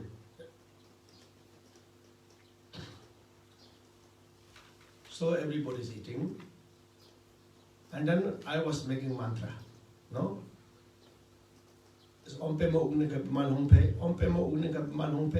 This mantra. In Buddha's teaching, in Sutra, says if someone recite this mantra 21 times, was 21 times, and bless the meat, and dedicate this mantra for the animals' liberation, happiness. These animals who are blessed by 21 times, meat eater, you know. This animal will be spontaneously purify all his karma. Will born in a sumjut sasum behigness ke. 33rd is what? 33th realm of high realm of heaven, God and Goddess, no? Yeah. So, wow, I'm not so attracted, not so inspired by the meat itself, but this mantra, power of this mantra, blessing of this mantra of great purification, which can bless the soul of animal who died. Oh, I was very inspired with this information, this knowledge. I want, I make sure I recite 21 times and blow. First, the respiration, which is blessed by the recitation of mantra First, it touches the meat, it purifies the negative energy of the meat. Secondly, the respiration, which is recitation of mantra, this energy radiated like white light, white divine light, touched the soul of animal who died recently or in some days before, and purify all the karma, and soul get free from all negative karma, and soul can get rebirth in heaven, 33rd level of this is a speech by the Buddha himself, which is absolutely inevitable. No? And then there's the mantra. Abirahum Ketsa Mumso, Abirahum Ketsa Mumso, Abirahum Ketsa Mumso. This mantra of eating meat, non-vegetarians, when they eat, before they eat meat, during that when they eat meat, after they eat meat, they recite this mantra 7 times. Abirahum Ketsa Mumso, Abirahum Ketsa Mumso, Abirahum Ketsa Mumso, and then it bless the meat and it bless the soul of animal. Not be born, guaranteed not to be born in 3 raw realms. The soul of animal will not be born as hell, not as Holy Ghost, not as animals. Means the soul of animals is blessed to be born as human being, or to be born as God and God is in heaven. This we have to believe. This is taught by Buddha himself. If someone believes all the teachings what Buddha himself taught, then they should also believe this divine words or divine teachings of Buddha. And then Om Mani Padme Hum, Om Mani Padme Hum, Om Mani Padme Hum, Om Mani Padme Hum. Each mantra closes the door of six pure realms, and mantra open the realm of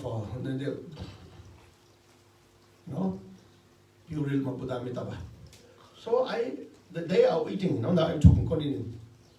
And I almost more than 15 minutes I was praying. Oh, they eat already. Guruji, आप क्यों नहीं खा रहा है? ना? तो आप मांस खा रहा है, आप सैल्मन फिश खा रहा है, ठीक है. आप खाओ पे ये ठंडा हो जाएगा. हम लोग पे कहीं जाना है. Because I was completing the prayers. My heartfelt interest, not the meat that I would eat. My heartfelt interest and devotion is that I can recite all this holy mantra with making dedication, sharing my merit for the liberation of animals. This is my interest. No? It takes like 15 minutes. So people realize. So these people 10 people who are vegetarian, I'm sure they go away, say, oh, Guruji eat meat. Guruji eat salmon fish. Guruji eating meat. Oh my God, what a guru is this? So they may say this. They may make a propaganda. They can tell to the other leaders, my Hindu gurus, Guru Karmaji is eating meat. So maybe I will have a bad reputation, but doesn't matter. If eating the meat of my mother sentient beings with heartfelt prayers and dedicating my merit, if I have a bad reputation, outwardly, never mind, So not every non-vegetarians are sinful, Some non-vegetarians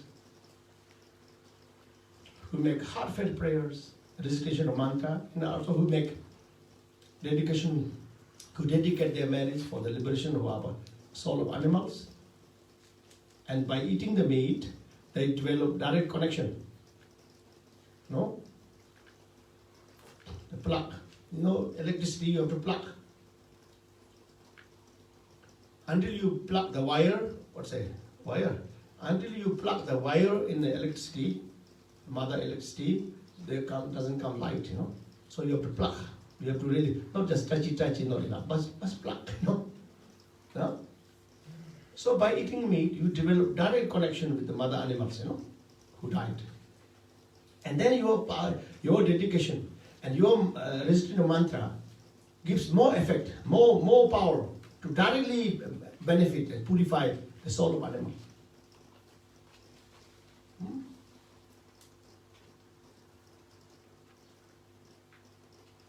So they say sometimes, oh, Guru Karmaji, no, sometimes, not every time. लेकिन आप बहुत अच्छा दिखता है, आपका shining है, आपका जो मुखमंडल है वो तो बुद्धा की तरह है, महापुरुष की तरह है. When some vegetarians they look like this, or maybe I don't know. I eat this because I pray, not because I pray wholeheartedly and dedicate my merit wholeheartedly for the liberation of animals who died. The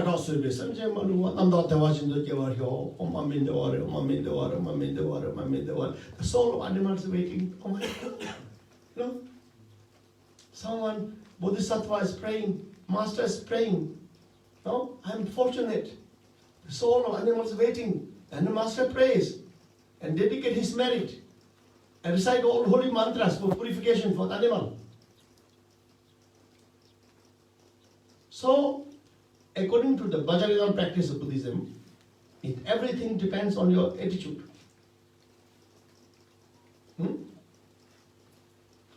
The action is outlook only. The most important your attitude. and you are practicing the most powerful divine technique for purification, for great transformation, for great enlightenment, for great liberation, for sake of other beings' liberation, other beings' liberation. And that matters all. That is the most important thing.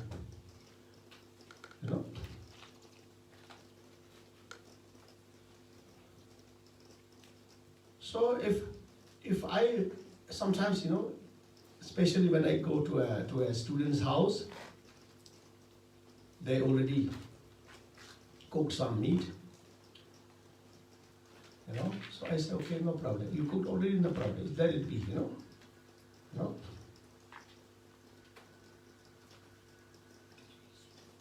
So the Vajrayana practice of divine transformation, great transformation and great purification is based on our heartfelt devotion and heartfelt belief, and with on our heartfelt practice, yeah.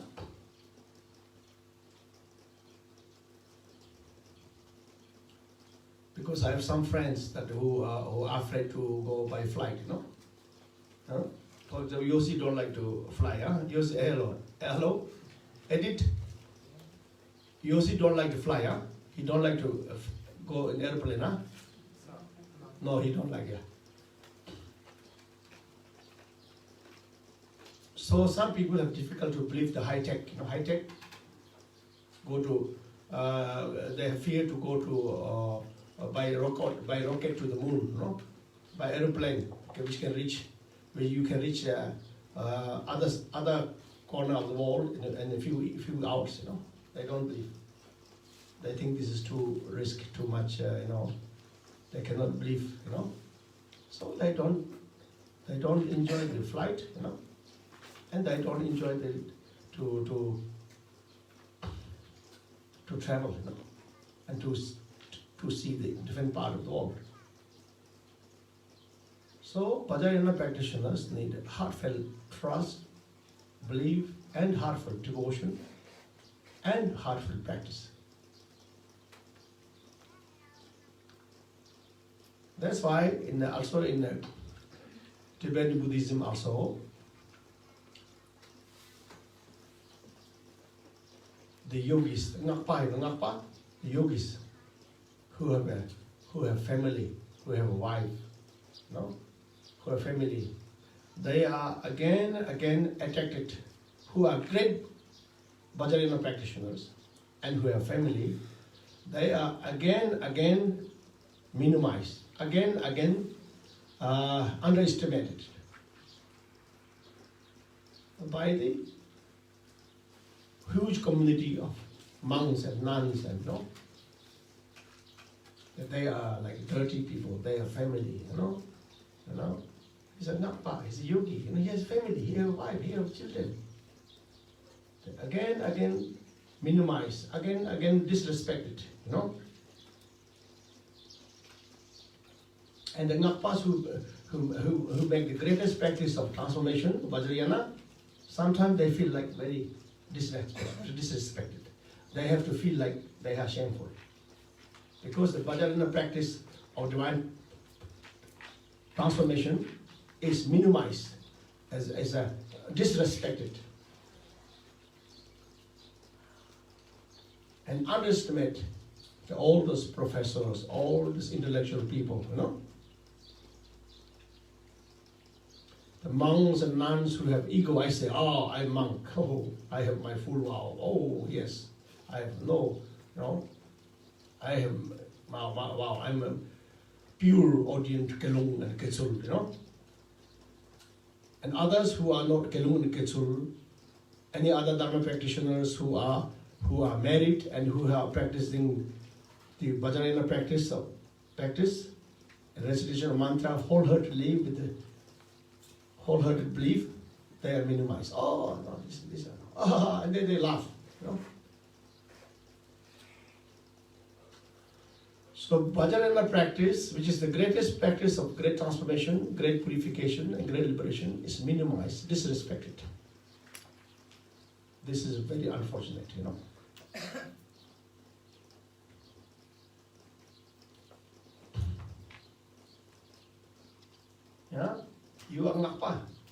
much ngakpa.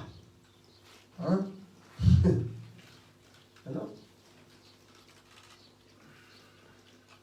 So that's why also in Christianity, you also, the Protestants, what? The Angelica, what say? Huh? Right? Protestant. Protestants, the priest, they marry also, huh? And they have family. And I heard, sorry, this is not official speaking, but just freely family speaking. I heard the Protestant church priest, fathers, they're more compassionate, more down on the earth, no? More loving. Because they know the family, they know.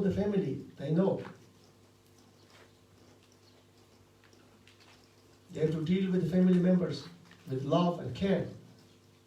And they have become more humble, more down on earth. They are more loving. No? They give heartfelt loving service to the followers also, Not everyone, but there is. So like that.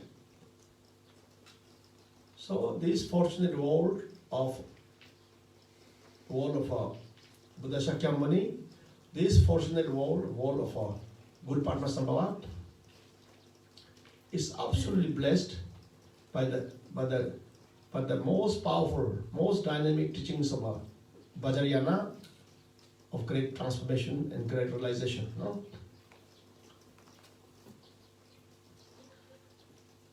Yeah? So among 1,000 Buddha who come one after another to teach this fortunate human beings and all the beings, And this fortunate era of luminosity, era of enlightenment, Dharmikalpa, only 2 Buddha teach Vajrayana.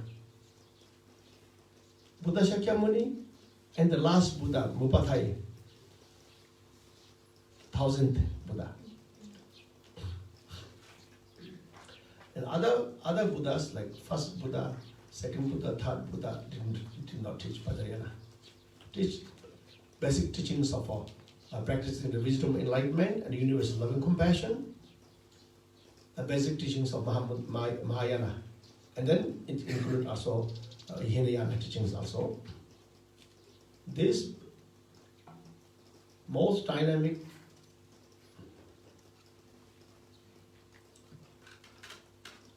teachings of Vajrayana, teachings of great transformation, teachings of great liberation, is taught only by Buddha Shakyamuni. Because why? Because this Vajrayana technique of greatest transformation and great purification is urgently needs of all human beings who are facing a lot of obstacles, who are facing a lot of emotion, a lot of negative emotion, facing a lot of fear, a lot of suffering, and who have a lot of obstacles. No? Because people who have no much obstacles, people who have a very long life, very wish fulfilled, people who are very peaceful, people who are very loving, they don't urge to have a Vajrayana teachings of Buddha or teachings of Guru Padma Sambhava. Because people don't need urgent purification, urgent transformation, urgent realization,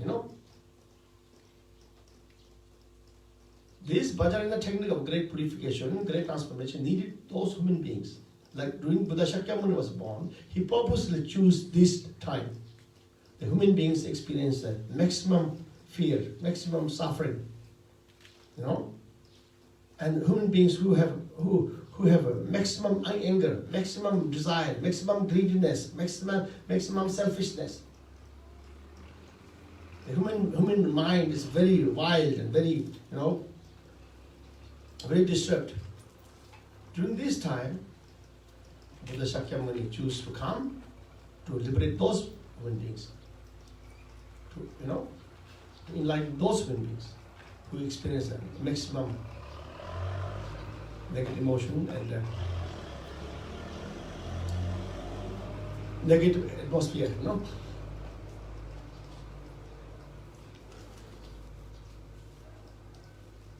So they can immediately practice the Vajrayana technique of great purification, great transformation, and by practicing it, they can rapidly purify themselves, rapidly transform themselves, and rapidly achieve the great realization and great liberation.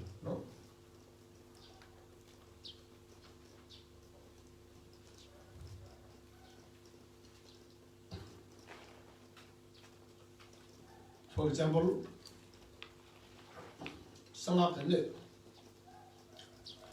the best vessel of Vajrayana practice of great purification transformation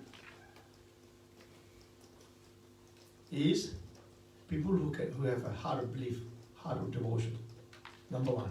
Secondly, people who don't care, a little bit careless, hanky-panky, like hippies. Hippies.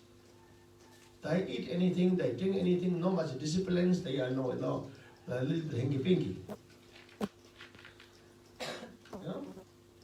People who are not so dramatic, not so superficial. People who are like go easy, go lucky. Those people, and people who don't make shower every day, people who don't wash their clothes, like gypsy family, gypsy. Sorry to say, people who are easygoing. They are good vessel for practicing of Vajrayana Buddhism. And that's why all the yogis are easygoing. They don't worry what people talk about them. They don't worry what they wear, what they dress. They don't care what they eat. And they don't care where they live. They can also easily sleep on the road or something like that. They can easily sleep in a dirty house. They can easily beg food. Begging food. Easy going. Those are the good vessel, good disciple of Vajrayana practice of great purification and great transformation. Because for them, the essence is more important. To accomplish great purification and great realization and great transformation is more important than. More important than the outlook. What you eat, what you dress, is not important. So easygoing people who have, these are good vessel for the Vajrayana teachings of great transformation.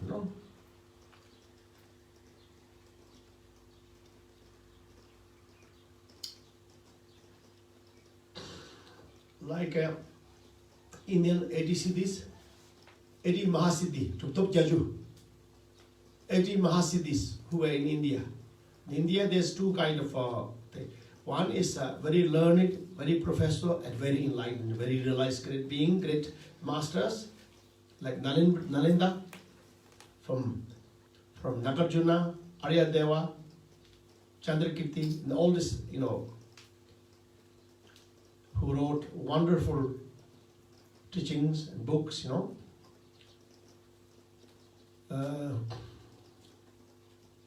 who are enlightened. Another one is Tutup Jaju, who just practice the essence of Dharma, which is the practice of a great transformation, of a practice of Vajrayana Buddhism, and rich enlightenment. Like there was there's one yogi or one man, looks like beggar or looks like not serious man. He drank alcohol, always drink alcohol. Day and night he drink alcohol. And then he sleep under a tree, sleep. And then people who offer alcohol he give. And his family is quite rich, So family can have money to buy and give him wine, give him whatever, alcohol. And he always stayed alcoholic. And then one of the 80 Mahasiddhi, I forget the name, when they saw this man drinking alcohol all the time, non-stop drinking. Then he asked, if you want to drink alcohol with me, I have a few jugs with me, few jugs of alcohol, you can join alcohol. I don't need your money, I don't need your bread, I just have alcohol. My family have enough money, they give me alcohol. If you want to join, sit down and drink some alcohol. But one who asked to join him is a Buddha, is a fully awakened great Siddhi, Mahasiddhi, you know. And yes, I like to drink alcohol. Yes, I will join with you. So they drink alcohol a lot. And then later, I will teach you how to drink alcohol. No? Now the drink alcohol will not satisfy you. But you must drink whole phenomena.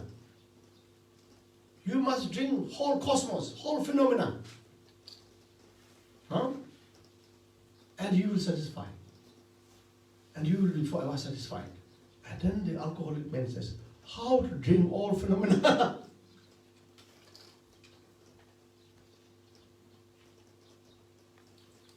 And says that your mind and your body, your mouth is all pervading, like sky. You have to visualize, you have to meditate, you are sky, you are space. Your body, mind and your mouth is space. Where it includes what? Where it involves what? Where it involves what? Contains whole phenomena, whole universe. You know?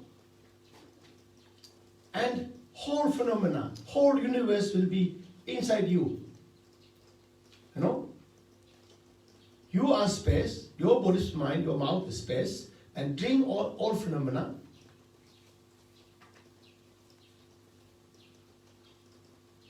No?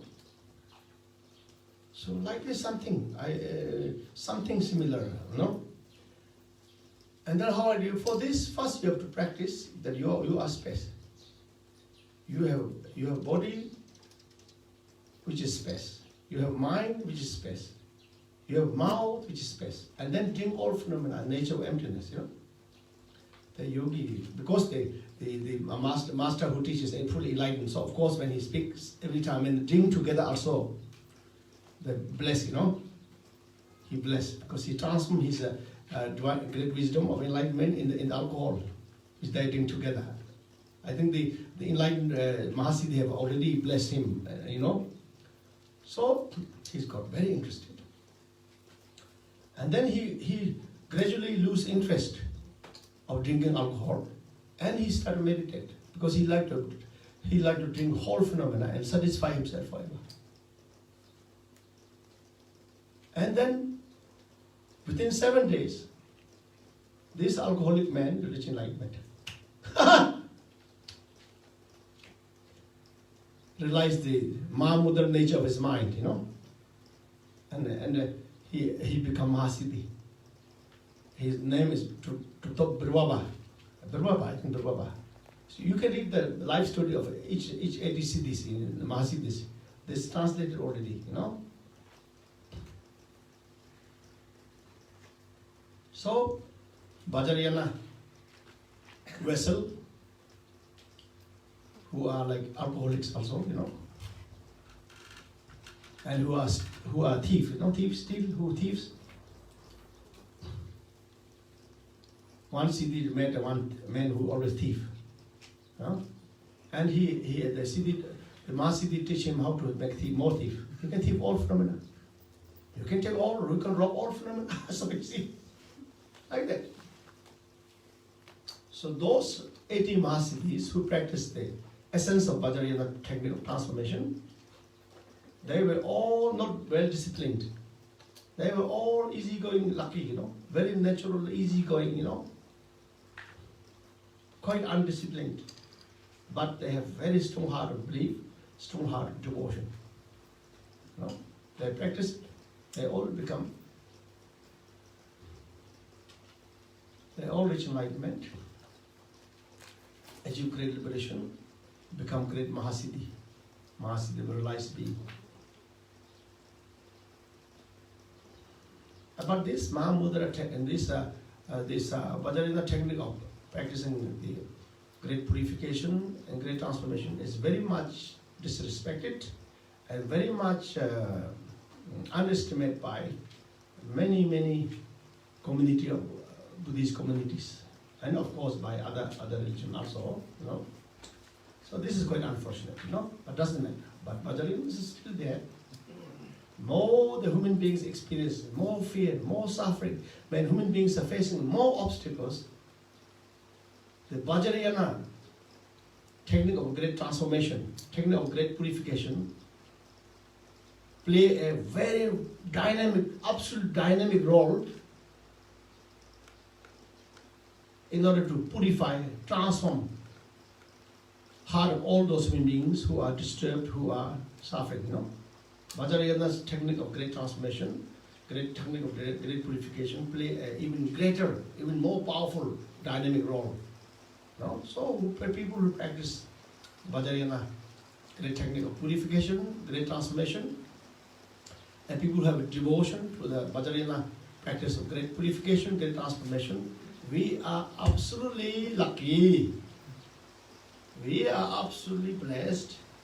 We are absolutely fortunate, sir. Thank you. Jai Ho, Jai Ho, Jai Ho. So,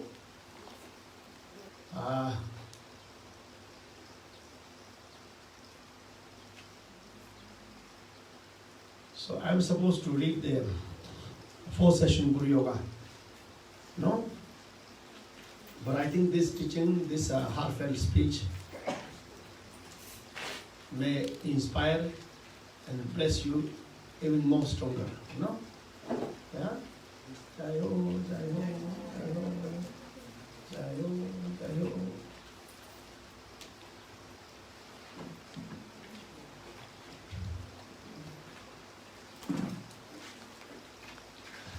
Jai Ho. Generally, we should develop heartfelt appreciation, heartfelt devotion to all the Dharma practitioners, you know, whether as a Hindiana Dharma practitioner who want to achieve self-liberation, or whether as a Mahayana practitioner who practice the divine, practice the universal loving compassion, who practice the wisdom enlightenment, whether it's a follower or practitioner of Vajrayana, you know, our duty, the best for ourselves is that we develop kind of equal devotion, equal belief, and heartfelt love to all of them, appreciate all of them, you know, and love them, serve them, rejoice them, you know.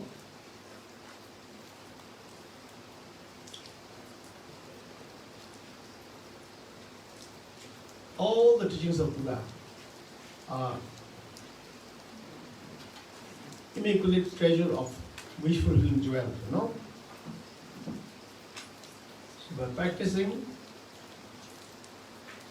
the teachings of Buddha and teachings of all the noble disciples of Buddha who reach enlightenment, noble disciples of all, each and every enlightened beings who practice who follow the footsteps of Lord Buddha Shakyamuni, who follow the footsteps of Guru Padmasambhava, who practice the holy Dharma, we should develop one-pointed devotion and appreciation to all of them.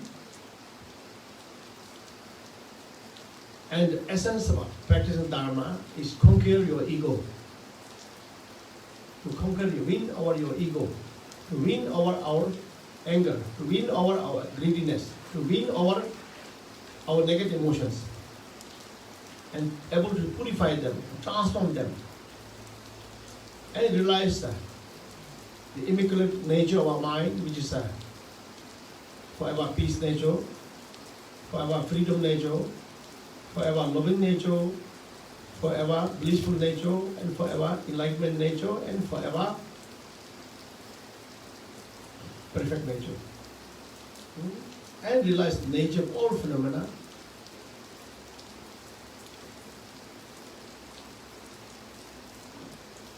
Realize the essence of all phenomena, nature of all phenomena, which is immaculate emptiness.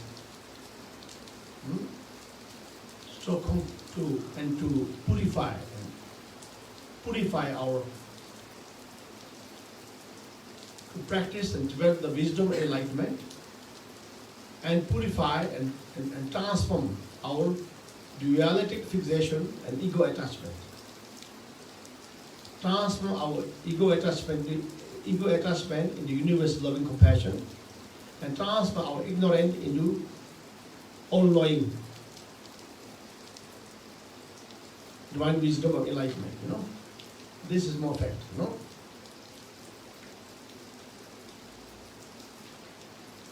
So we must develop heartfelt devotion, equal belief towards all the teachings of Hinayana, Mahayana, and Vajrayana of most loving, our Supreme Great Master, who was a Buddha Shakyamuni, Mahaguru Padmasambhava, and other countless enlightened great beings. Thank you. Jayo. It was okay. This way you didn't find it boring. I see the smiling in your face. Yes, congratulations. Yes, the Holy Dharma make you to smile from your heart and in your face. Thank you. Jayo. Keep on practicing the Holy Dharma. Okay? Jayo. Your life is absolutely blessed and meaningful. Thank you. Jayo. Now I'm in the live stream. What is live stream? Stream is what? Stream is the action of broadcasting something. Live stream. Live video, no good? Live video looks more familiar, no? Because everybody is seeing through a video or through TV, live video, whatever it is. Live stream or stream sounds difficult to understand. Huh? Steam is what? Really tell me. What is steam? What? Current. Fever. Oh, this is life itself. Life itself is life steam, It flows from birth until death. It flows. Is that same? Life set, in this case, life itself is a video, Okay. Jayo. Chipke here, like very good, like Vajra Yogini. Look at that. Chipke. Yeah, Jayo. Now it's raining. Rain is giving a celebration from heaven. Rain of wisdom is here. Rains of teaching, of purification. Now, rain of water is coming also to purify outwardly, Jayo. If I like to go in this raining is blessing, I will remove my shirt and the yogi shirt and go to the raining, and jump to our swimming pool there. Yes. Can you show outside how it's raining? Can you show this to our friends and these beautiful people also? Why? Yeah, Jayo. Shall I say raining there? There's a swimming pool here. I can see the swimming pool. Come here. Please come here. Here you can see the swimming pool better. Jayo. Put a little more there. Okay, please stay there more. And then turn the disciples all behind, so that you can see. Yes. Smile, sir. Smile. Everybody smile. Yes, Jai-ho. So the lunch is ready? It's ready? Okay, good. Lunch is ready, we are ready. So this is first session, the 7th day, and first session. No? So afternoon, we will come in a live stream also for the second session. Second session of reading and practicing the 4th session Guru Yoga of Buddha Karmapa. No? They receive all his blessing, all his transformation. Thank you, Jai Ho, Jai Ho. So this sun is shining good here. So this crown, you like it? Yes. Yeah. So this crown I can regularly wear, you know. Because if I wear my holy crown like this regularly, it looks, people start laughing, you know. In Facebook also, some Bhutanese spiritual brothers says, Guruji, why you have to wear this crown all the time? You know? And I told him, this is my business. Business is not money, business means this is my style, you know? That's why Chadra Rinpoche, His Eminence, the Supreme Holiness Chadra Sanjay Dorje Rinpoche, he asked me to wear this holy crown, which is a terma, of Guru Padmasambhava. And I started wear when I started, and then take videos, then teaching and reciting, praying the 7-line prayer with the crown and doing like this, and then Chadra Rinpoche often visited me in the Royal White Monastery in Nepal. He very often visited me. And he said, do you have some videos to when you are teaching, when you are praying? Then I show the videos. And that time we have videos, like 20 years before or no, like 15 years before. And then I show this different videos. And then I'm wearing the holy crown of Tenzong Rinpoche and Guru Rinpoche. And Chadra Rinpoche enjoy so much. And he's attractive, very manly. The big dogs start to come here, He enjoys so much. Say, please wear it. When you wear this holy crown, you will receive the ultimate blessing of Guru Padmasambhava, who blessed this crown, not this crown, the other crown. And you can empower your disciples to practice holy dharma. You can strongly bless your disciples. Because other Tulkus, Tulkus who are supposed to wear the holy crown, they are shy. Many of them, they don't wear, no? They are shy to be a yogi, they are shy to wear a crown, So when you wear it, looks so good. Wear it, carry on, just wear it, carry on, So it's a wish of my divine Master Chadra Sanjay Dorje Rinpoche, and wish of His Holiness Kunhegyes, a wish of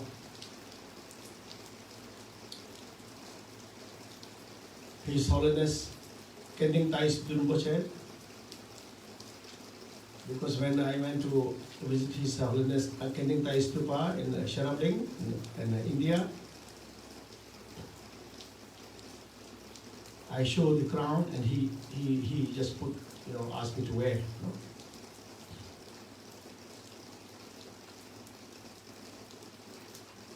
Because it's all other caps, like this cap I got as when I received the Peace Award, in India. So this is also sun shining, it's nice, but this is not so blessed. But other crowns, what I wear, this crown, this Chogyol Lingba. Chogyol Lingba, he bring this Tersha, Terma. And then the other one, where's the other one? This is Tersha, the holy crown, which worn by the first Tunjom, Tunjom, Orje, also Terma.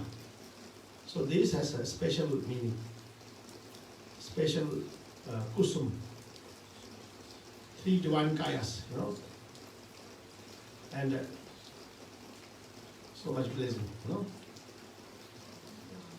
And my disciples, all of you like when I wear crown, so it is okay, very good. Thank you. This is also okay, huh? Yes. Okay, right, all right. Thank you. So,